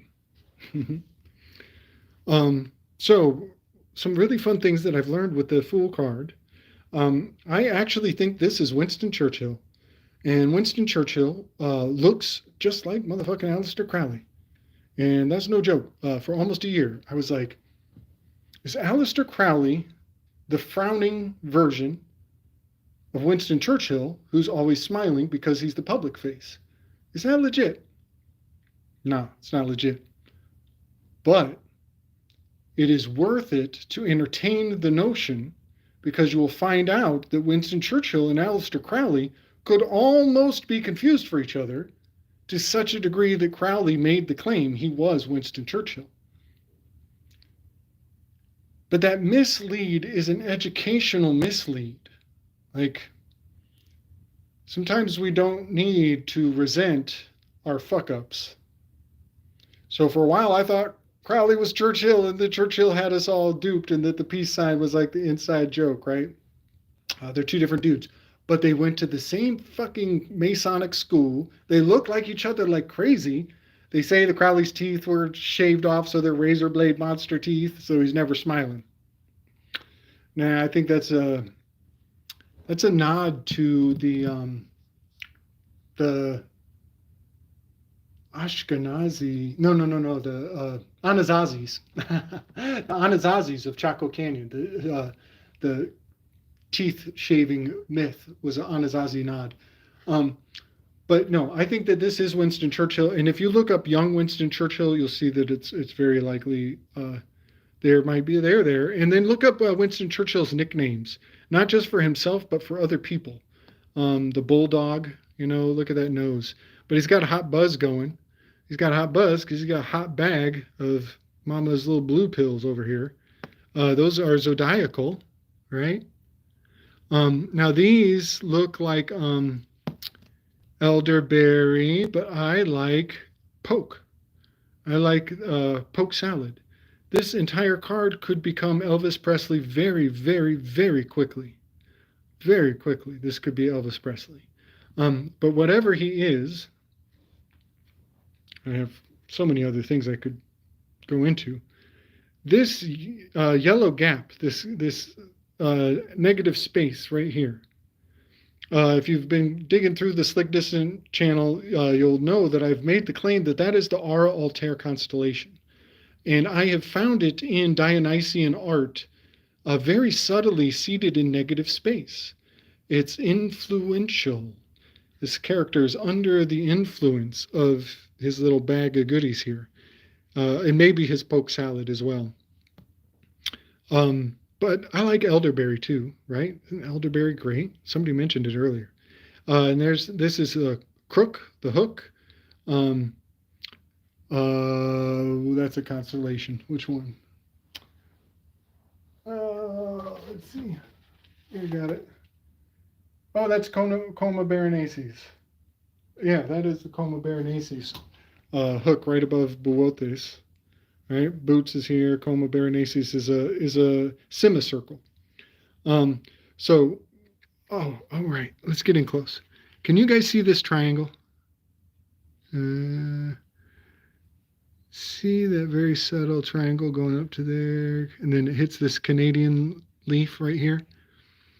That triangle is hidden. It's obscured by his head. There is a crook. The shepherd's crook is right at the point where the triangle is invisible. The base of the triangle is invisible. I think that's the Indus constellation. The Indus is a Native American with different derivatives of a feathered headdress on him. I'm getting real strong pings around that fact. If this is Indus constellation, and if that is the Canadian leaf, the Canadian leaf, I'm thinking very much about Canadian blue bloods. That lady who got ran over in the Great Honkening, she was Mohawk, and everybody said she died, and then we found out she didn't die, so the whole story got, then if she's not dead, it doesn't matter. Social engineering and the Overton windows, it's a guillotine anymore. So she was a Mohawk, was her, and if you look into her whole story is Andromeda. It's Andromeda under whose head is in Pegasus. Some of the pictures that came out, that lady is literally in the position of Andromeda fused in with Pegasus. Neither one of those have anything to do with Indus. I'm off topic. She was a Mohawk, Native American Mohawk to the Canadians there. And she was so disrespected and they gave her the Marilyn Monroe drag through. It was really kind of sad. But it was by thinking about her plight that the Native Americans of Canada have come onto my radar to really think about this, not just as, if it was a Canadian flag, it would be, or if it was a Canadian leaf, it should be red or wilted, or because he's in the fall, he's literally a falling position. Why would it be blue? And my thinking is that it is the blue bloods. There's also the idea that the inhale and the exhale of the analema is the breath of Odin. And so we're going through the fall, we're breathing out. There is an exhale. So there is that aspect of this leaf too. I'm going to look at the comments, see what else people are asking about. But so yeah, the Bewoted is the great void and the R altair. And I think this is Indus behind his head. Because the Indus has an imperfection. It is crooked at exactly the place that this crook is yoinking this Winston Churchill off the stage. Oh, you know what? I got some other good stuff. What's up with the flowers up the butt? Why's he got the narcissus? I think it's a daffodil. Daffodil is the narcissus flower, I think. I'm not sure if those are daffodils. It's really hard to tell. Doesn't really look like a daffodil to me. But if they are the flower of narcissus.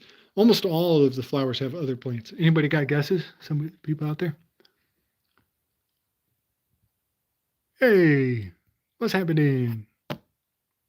Okay, narcissus is a daffodil. Big up, not really here. All right. So what's up with this thing going up his butt? And why would there be, what's up with the Bowotes in the R altair? I don't have the graphic, but North America fits in the shape of our altair in a most alarming way, especially if you think of the fact that altair means to change.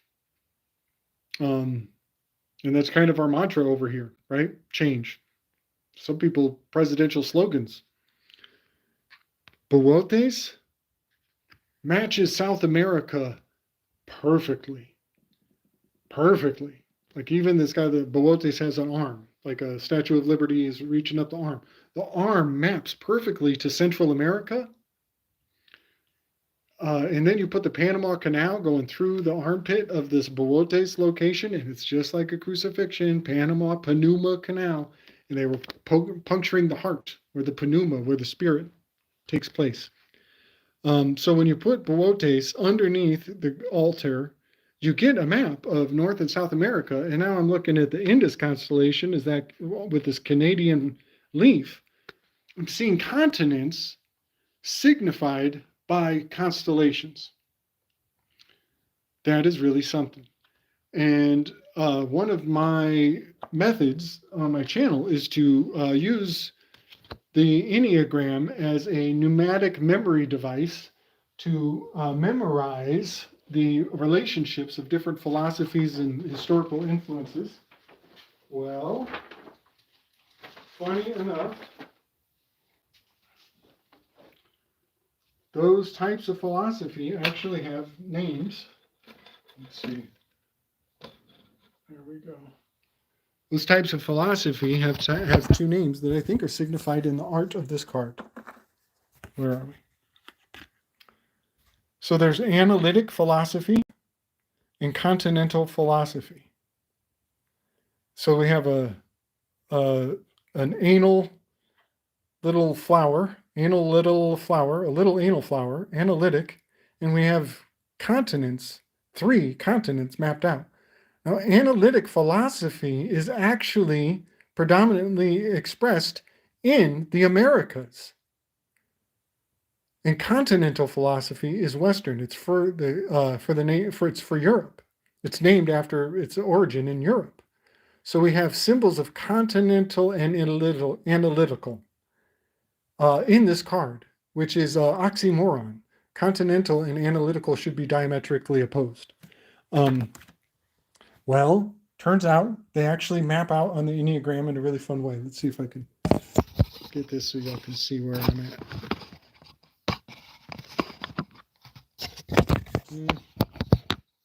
Kind of. Yeah, the lighting's iffy. Yeah, the lighting's real iffy. But long story short, analytical is very thought-oriented. It's the 7, the 6, and the 5. The continental is much more feeling oriented. It is the 2, the 3, and the 4. And so the enneagram actually maps the divide of the thinkers and the feelers into their philosophical camp. And what is kind of cool in terms of like barometric pressure of the collective psyche of humanity is knowing the historical pressures of the feel group in this continental phenomenological bottomless uh, uh, eternal search for subjective reality over here in the continentals. And then the analytical are always after looking for the objective. And there are certain cultural fingerprints that distinguish the two camps from one another. And so that is something that I find really fascinating in terms of using the Thoth card or the Thoth deck to eulogize the great minds of history. So I don't see these cards as reading the future of anybody or telling anybody that's not what I do. I see these as infused with the spirit of our ancestors and our elders. And I think that we can use them to commemorate the greatest minds of history, much like the symposium was speaking eulogies towards love. And that was in their time, that was just you means good and logi means talking. So it was like kind of sweet talking, love, and trying to impress others with how much you woo love with your eulogy. And today we use eulogy to describe a person after it's too late. It's too late. All this good talk, you saved it till they were gone. You waited till they're gone to say all the good things. Let that be a lesson to all of us. We should be eulogizing all the time. We should be eulogizing all the time. We got to big up our fellow man. We got to big up our heroes. You know? All right. Yeah, so the eulogizing was a real eye-opener for me. That this is a chance to commune with my elders, with those who have passed. Even though they're long gone, I can at least integrate their personality and their influence into my worldview, and also onto a very capable mind castle. It's a mind palace. I realized in the last 2 months that the entire Slick Dissident channel was inspired by studying Giordano Bruno years ago. And he was just camped out in my attic somewhere, giving me silent instructions through the walls. We don't talk about Bruno. And yeah, the whole Slick Dissident project was very much building up my own mind palace. And now I'm coming back around and looking at Giordano Bruno, and I'm like, bro, put her there. What's up, Green-Eyed Crow? Green-Eyed Crow. So true. So many of my family members have gone without. So tell them how much I love them. Yeah, man. Yeah. Yeah, lady. Not sure. Green-Eyed Crow. Bless your heart. Bless all of our hearts. Glad you're here. Yeah, the eulogy. Isn't that something? That the good talking only comes afterwards, if we're lucky. If we're real lucky, comes before. Okay, something else about the eulogies in the symposium. I'm going to share this. This is advanced stuff. I highly recommend the symposium. I know people don't got time. Shit, I barely had time. I highly recommend the symposium. It's called The Touchstone. It's a cornerstone of culture. I think it's the bedrock of social engineering. They built everything out from there, as far as I can tell. I can't find anything straightforward enough that is worthy, that has the arc of history that the symposium is claimed to have. I highly recommend it. In the symposium, they are eulogizing love. And each one of them is taking their turn. Each one is outdoing the previous one considerably. definitely a showman, execution of showmanship. And by the time that Socrates comes to speak, he gets permission to speak in a way that is common. That word common is carries a vast amount of weight. It relates to the word canon, and it relates to the lower class people. These fellas in the symposium, it was a ring of sofas. It was a sofa ring. These were the sovereigns lounging around on pillows, reclining embedded into the walls of the minds of man. But Socrates got permission to speak common tongue. He's like, I'm not a rhetorician like Phaedrus over here. I don't have the fancy talk like Aristophanes with all of his funny jokes and his wit. He says, I need you guys to give me permission to speak a foreign language right now in just street slang. And they're like, yeah, whatever, bro. Do your thing. And then he commences to invoke the presence of a woman, an oracle, a Diotima Montanea. He summons her into the room. And his intercourse with her, interlocutor, reveals a very charming vision to the onlookers.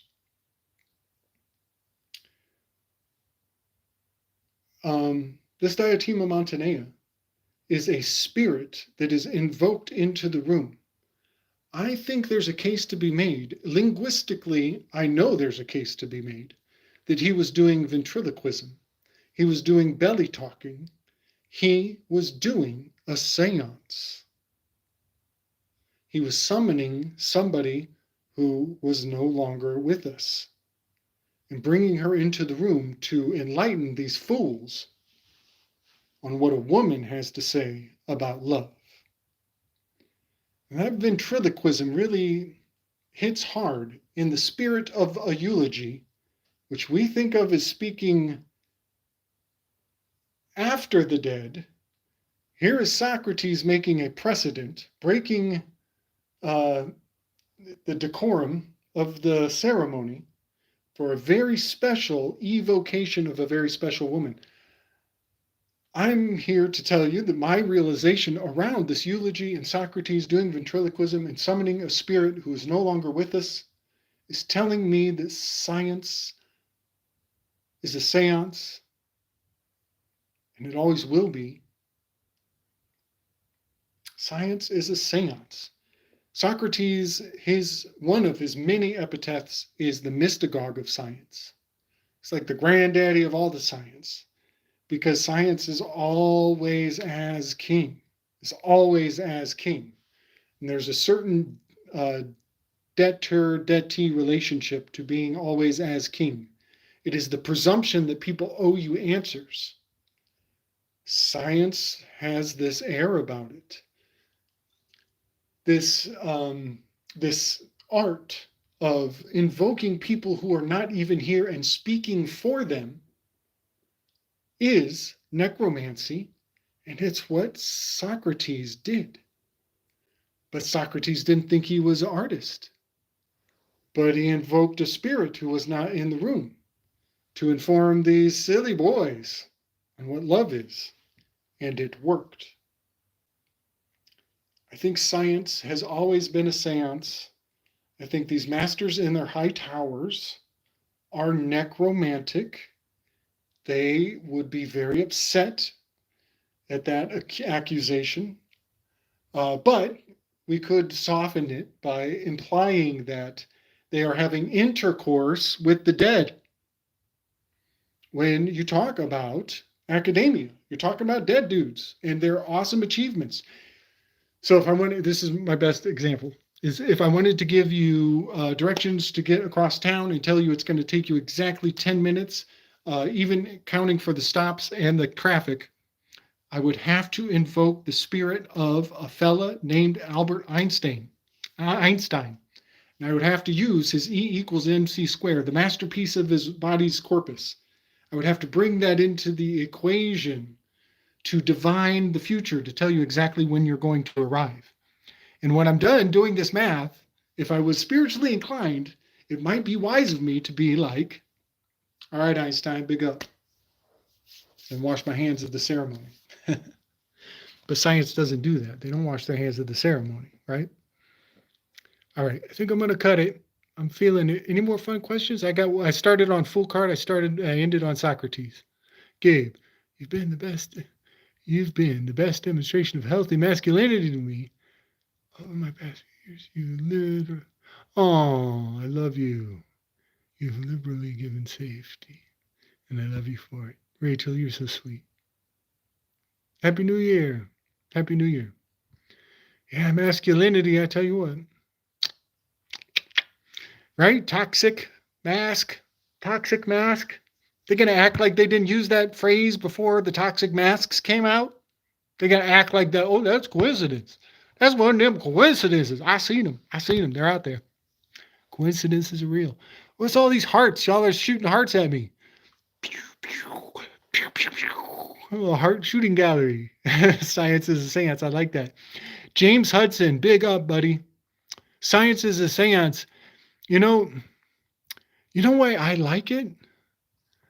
Let me tell you why I like science as a seance. Hey, old world Micmac. Yeah, buddy, what's happening?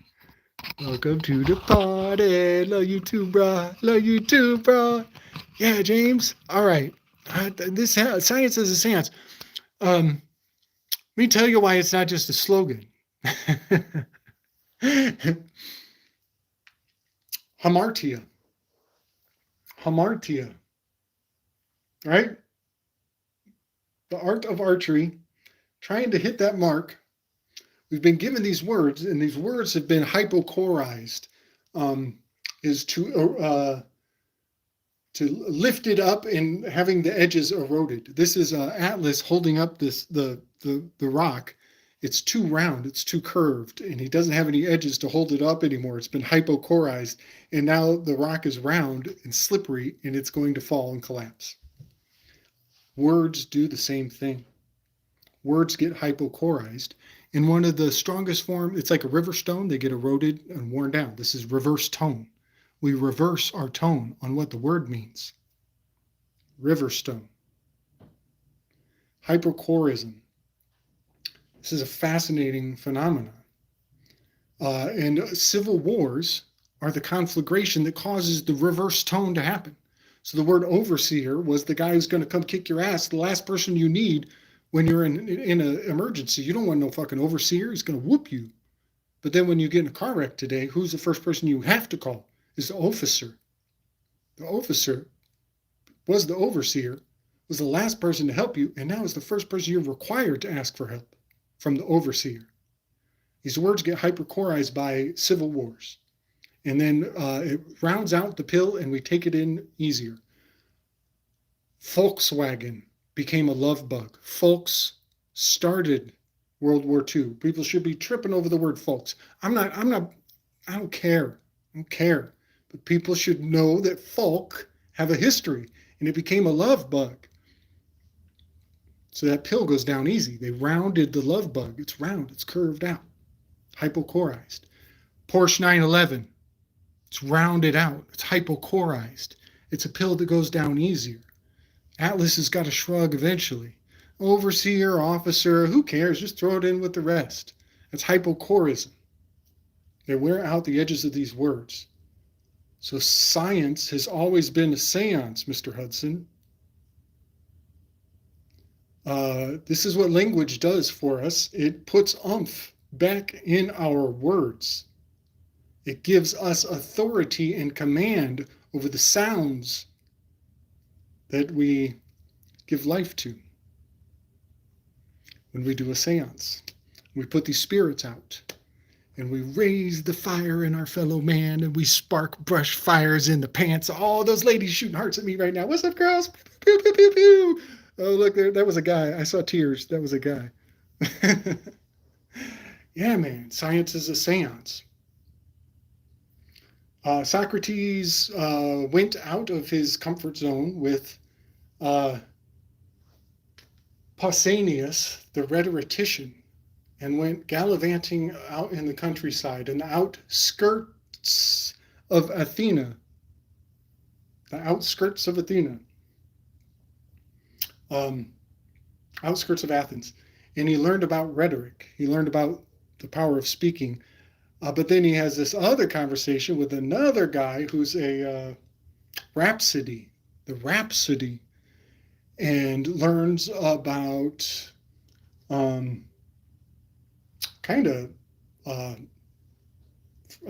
hip hop, rap. I mean, literally rap. But what's kind of neat is we know that he has gained affluence over these arts. And so when he evokes Diotima Monetea in the symposium, we know that he's doing all the tricks he learned. One of those tricks, I love this, in rhetoric and in the rhapsodes, they would have actually hand gestures. And these hand gestures are designed to actually engage the feelings, the filja, of the audience and bring them into an emotional state. And one of my favorite, these are called gesticulations. Hudson, you still out there, buddy? Hudson, where you at? James Hudson? Yeah, buddy. Gesticulations. Gesticulations. This is ventriloquism. Ghost. Jest is ghost. Jest. You got digestion. You got indigestion. Well, guess what? Farts are just the ghosts of your food. Jest. This joke is a very long-running joke. It's a very long-running joke. And the ventriloquism of gesticulation that he does actually like grabs people's emotions and causes them to sympathetically engage. So one of my favorite gesticulations, there's a whole list. I think there's like, I don't know, there's a whole list in the Ars Notoria.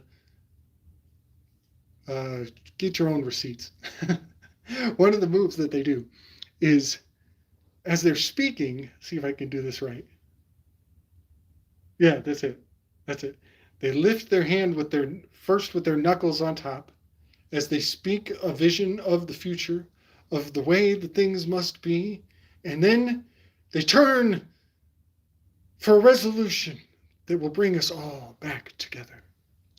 So this lofty finger jive, this hand jive, it's all in the books. And it's called gesticulation today. And so the science, being a seance, is as old as the symposium. It's 2,000 years, well integrated, well mastered. These are the planets of the Battlestar. Yeah. So ever since I started studying the Greeks, I realized they've been at it for a very, very, very, very long time. And gesticulation is like, it tickles me, right? It totally tickles me. But when we go and we give our testimony, we have a sacred ritual where we are gesticulating. We're gesticulating. So funny, but so serious. Because when you used to do your testimony, put your hand, they didn't have a book all the time. You used to just grab your junk. And you were, by doing this, I feel it. I feel it in my body. If I do this and I grab myself by this, and then I say something that is false, it feels wrong. This is what kinesiology is based on. But what happens is if I'm grabbing my junk with my hand in the air to the gods, I'm cursing my line. I'm cursing my progeny. I'm cursing my testimony. And if I speak falsely, then it will reflect on my progeny. That is what the testimony was all about. And it's got a lot to do with gesticulation. But here's something. Science being the seance, we think very much of it, or in the context thus far, we've spoken of it as those who have come in past, that we're bringing Albert Einstein into the room and making him speak. But to some degree, when we do fractional reserve banking, we're speaking for generations who are yet to come. So there is something of a reverse science seance when we conscript future generations who aren't even here yet, especially when we're doing it because, oh yeah, you have to go to war because grandpa put his hands on his balls and said some shit and signed some treaties. Am I ranting? Am I ranting? Thanks for all those hearts. That was perfect timing. Where did those hearts come from? Can I send hearts back? Old world. Big Mac. Connects to your authenticity. Nice. Yeah, you know, I was thinking about, this is funny. Alphabetical. Alphabetical. Alphabetical. It's got the word tickle in it. I've got my ears to the ground nowadays for these little jokes, these little innuendos in our language. Not really.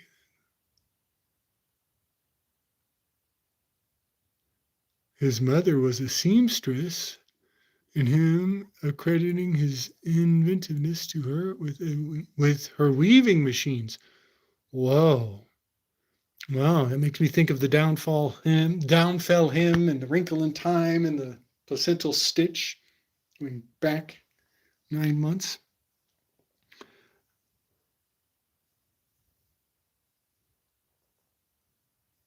Dude, Michael Jackson.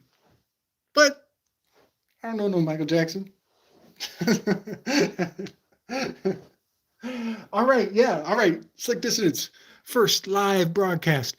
You know what? I should wait 10 minutes. I should wait 10 minutes. We should cut out at 2:16. 2 hours, 16 minutes.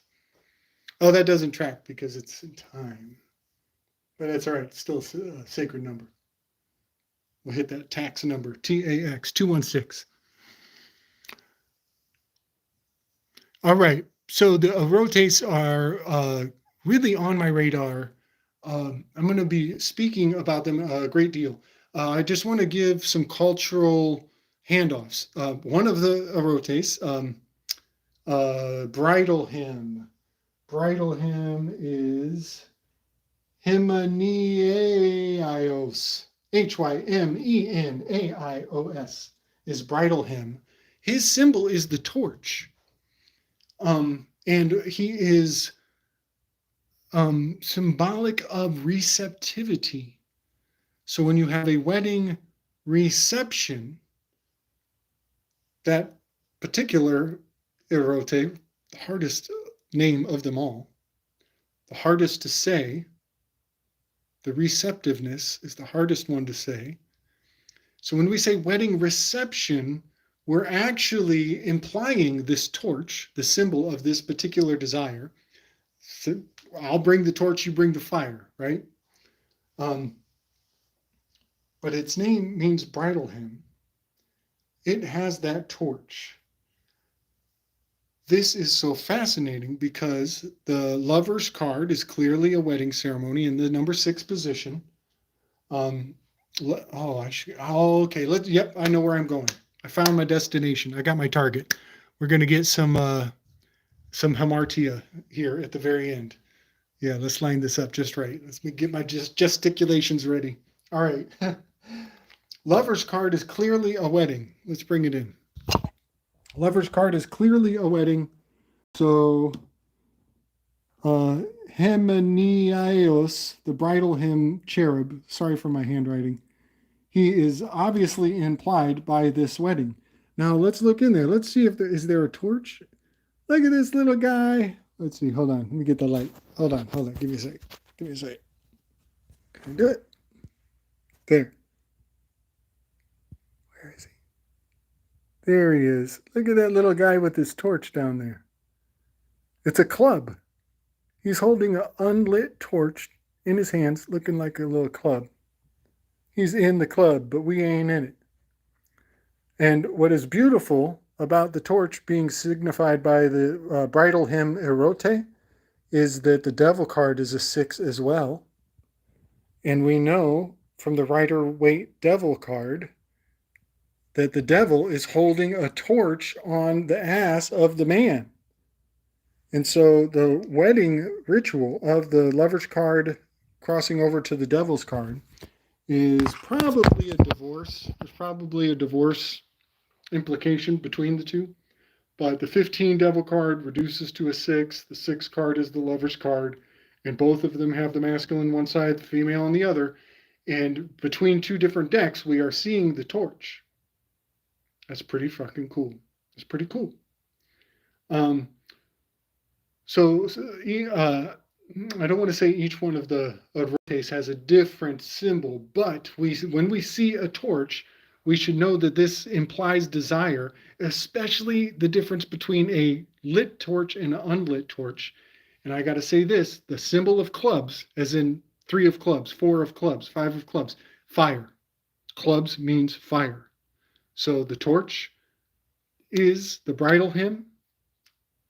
The torch also, I'm going to just throw this out there, torque. I think that Turkey, what we call Turkey, is encoding the torch because you're going to need a torch to go through all the tunnels that are under Turkey that work their way all the way to Scotland.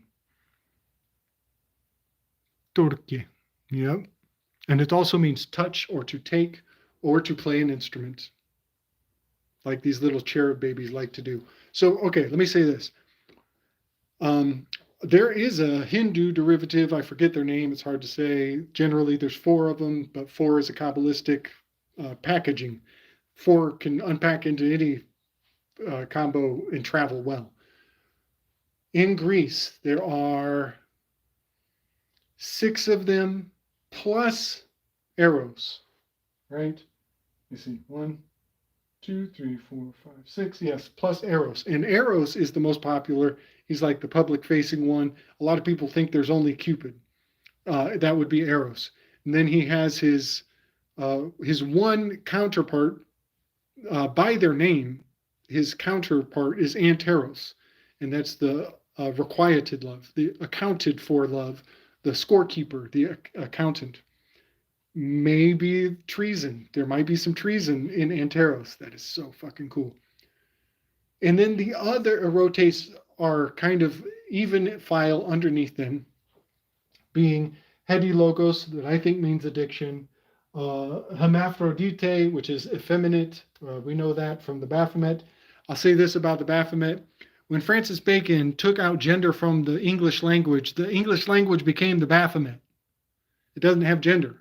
And it's not that it's a swinger per se, it's that it's neutered. Neutered means loss of potency.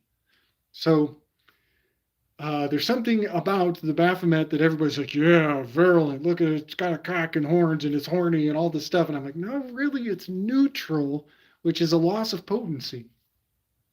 So yeah, just got to say that. And I think the loss of gender in the English language is also encapsulated in the story of Cassandra and her loss of prophecy, that Apollo licked his gift off of her lips and nobody would believe her words anymore. I think that the English language carries the curse of Cassandra. Ranting. All these other erotes, these other little brothers, impetuous is hymeros, Hymeros. And then pothos is longing, Pothos. Pothos's name stands alone, pattern-wise. It's and his name is longing, so he seems to be the exiled character. I just want to say that in Greeks, in their Greco incarnation, they were teenage bucks. They were virulent. They were actually capable of getting it on, holding their own, maybe, just old enough for some hair on the face. That biological line in the sand is established by Pausanias in the Symposium. When he's talking about pederasty, he specifies hair on the face as an age limit. And so these erotes in their Greek incarnations had at least hair on their face, which I think is it's endearing to the spirit of maturity that their concept of maturity had at least hair on its face. It had at least these rites of passage established in its expectation for desire. That is to say, kids shouldn't be desiring things until a certain age. Hair on the face, it's a good line in the sand for me. When these erotes went over to Italy, when they became Romanized, they became diminutive. They were reduced in stature and age and virulency, and a great amount of the desires of the social engineering machine were reduced into the young.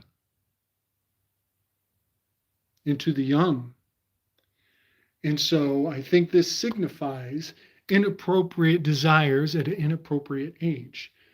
So the Romans have little Cupid cherub babies floating around with their butts all over the place. Kind of gives me the creeps, especially looking at what goes down around that church. Trying to get out of here in 1 minute. Here we go. So these little cherubs to the Italian eye were more innocent, but I think inappropriately so, because those rites of passage, that window of development, was eroded away under the Roman context. So I'm not so into those little baby angels floating around everywhere. I think it plays into the infantilization of the masses. When the erotes evolve in the north, they become the Furies. And Wotan is the master of the Furies. And NATO calls themselves Otan in Europe. And their slogan is a mind unfettered by deliberation. I'm going to drop the mic on that if I can find out how to get out of this live chat. Thanks for hanging in there, y'all. I'm getting out of here on the 2:16 mark. Big love and respect. Hugs for everybody. Many kisses, many cherubs, many erotes, many wonderful dreams. And to all a good night.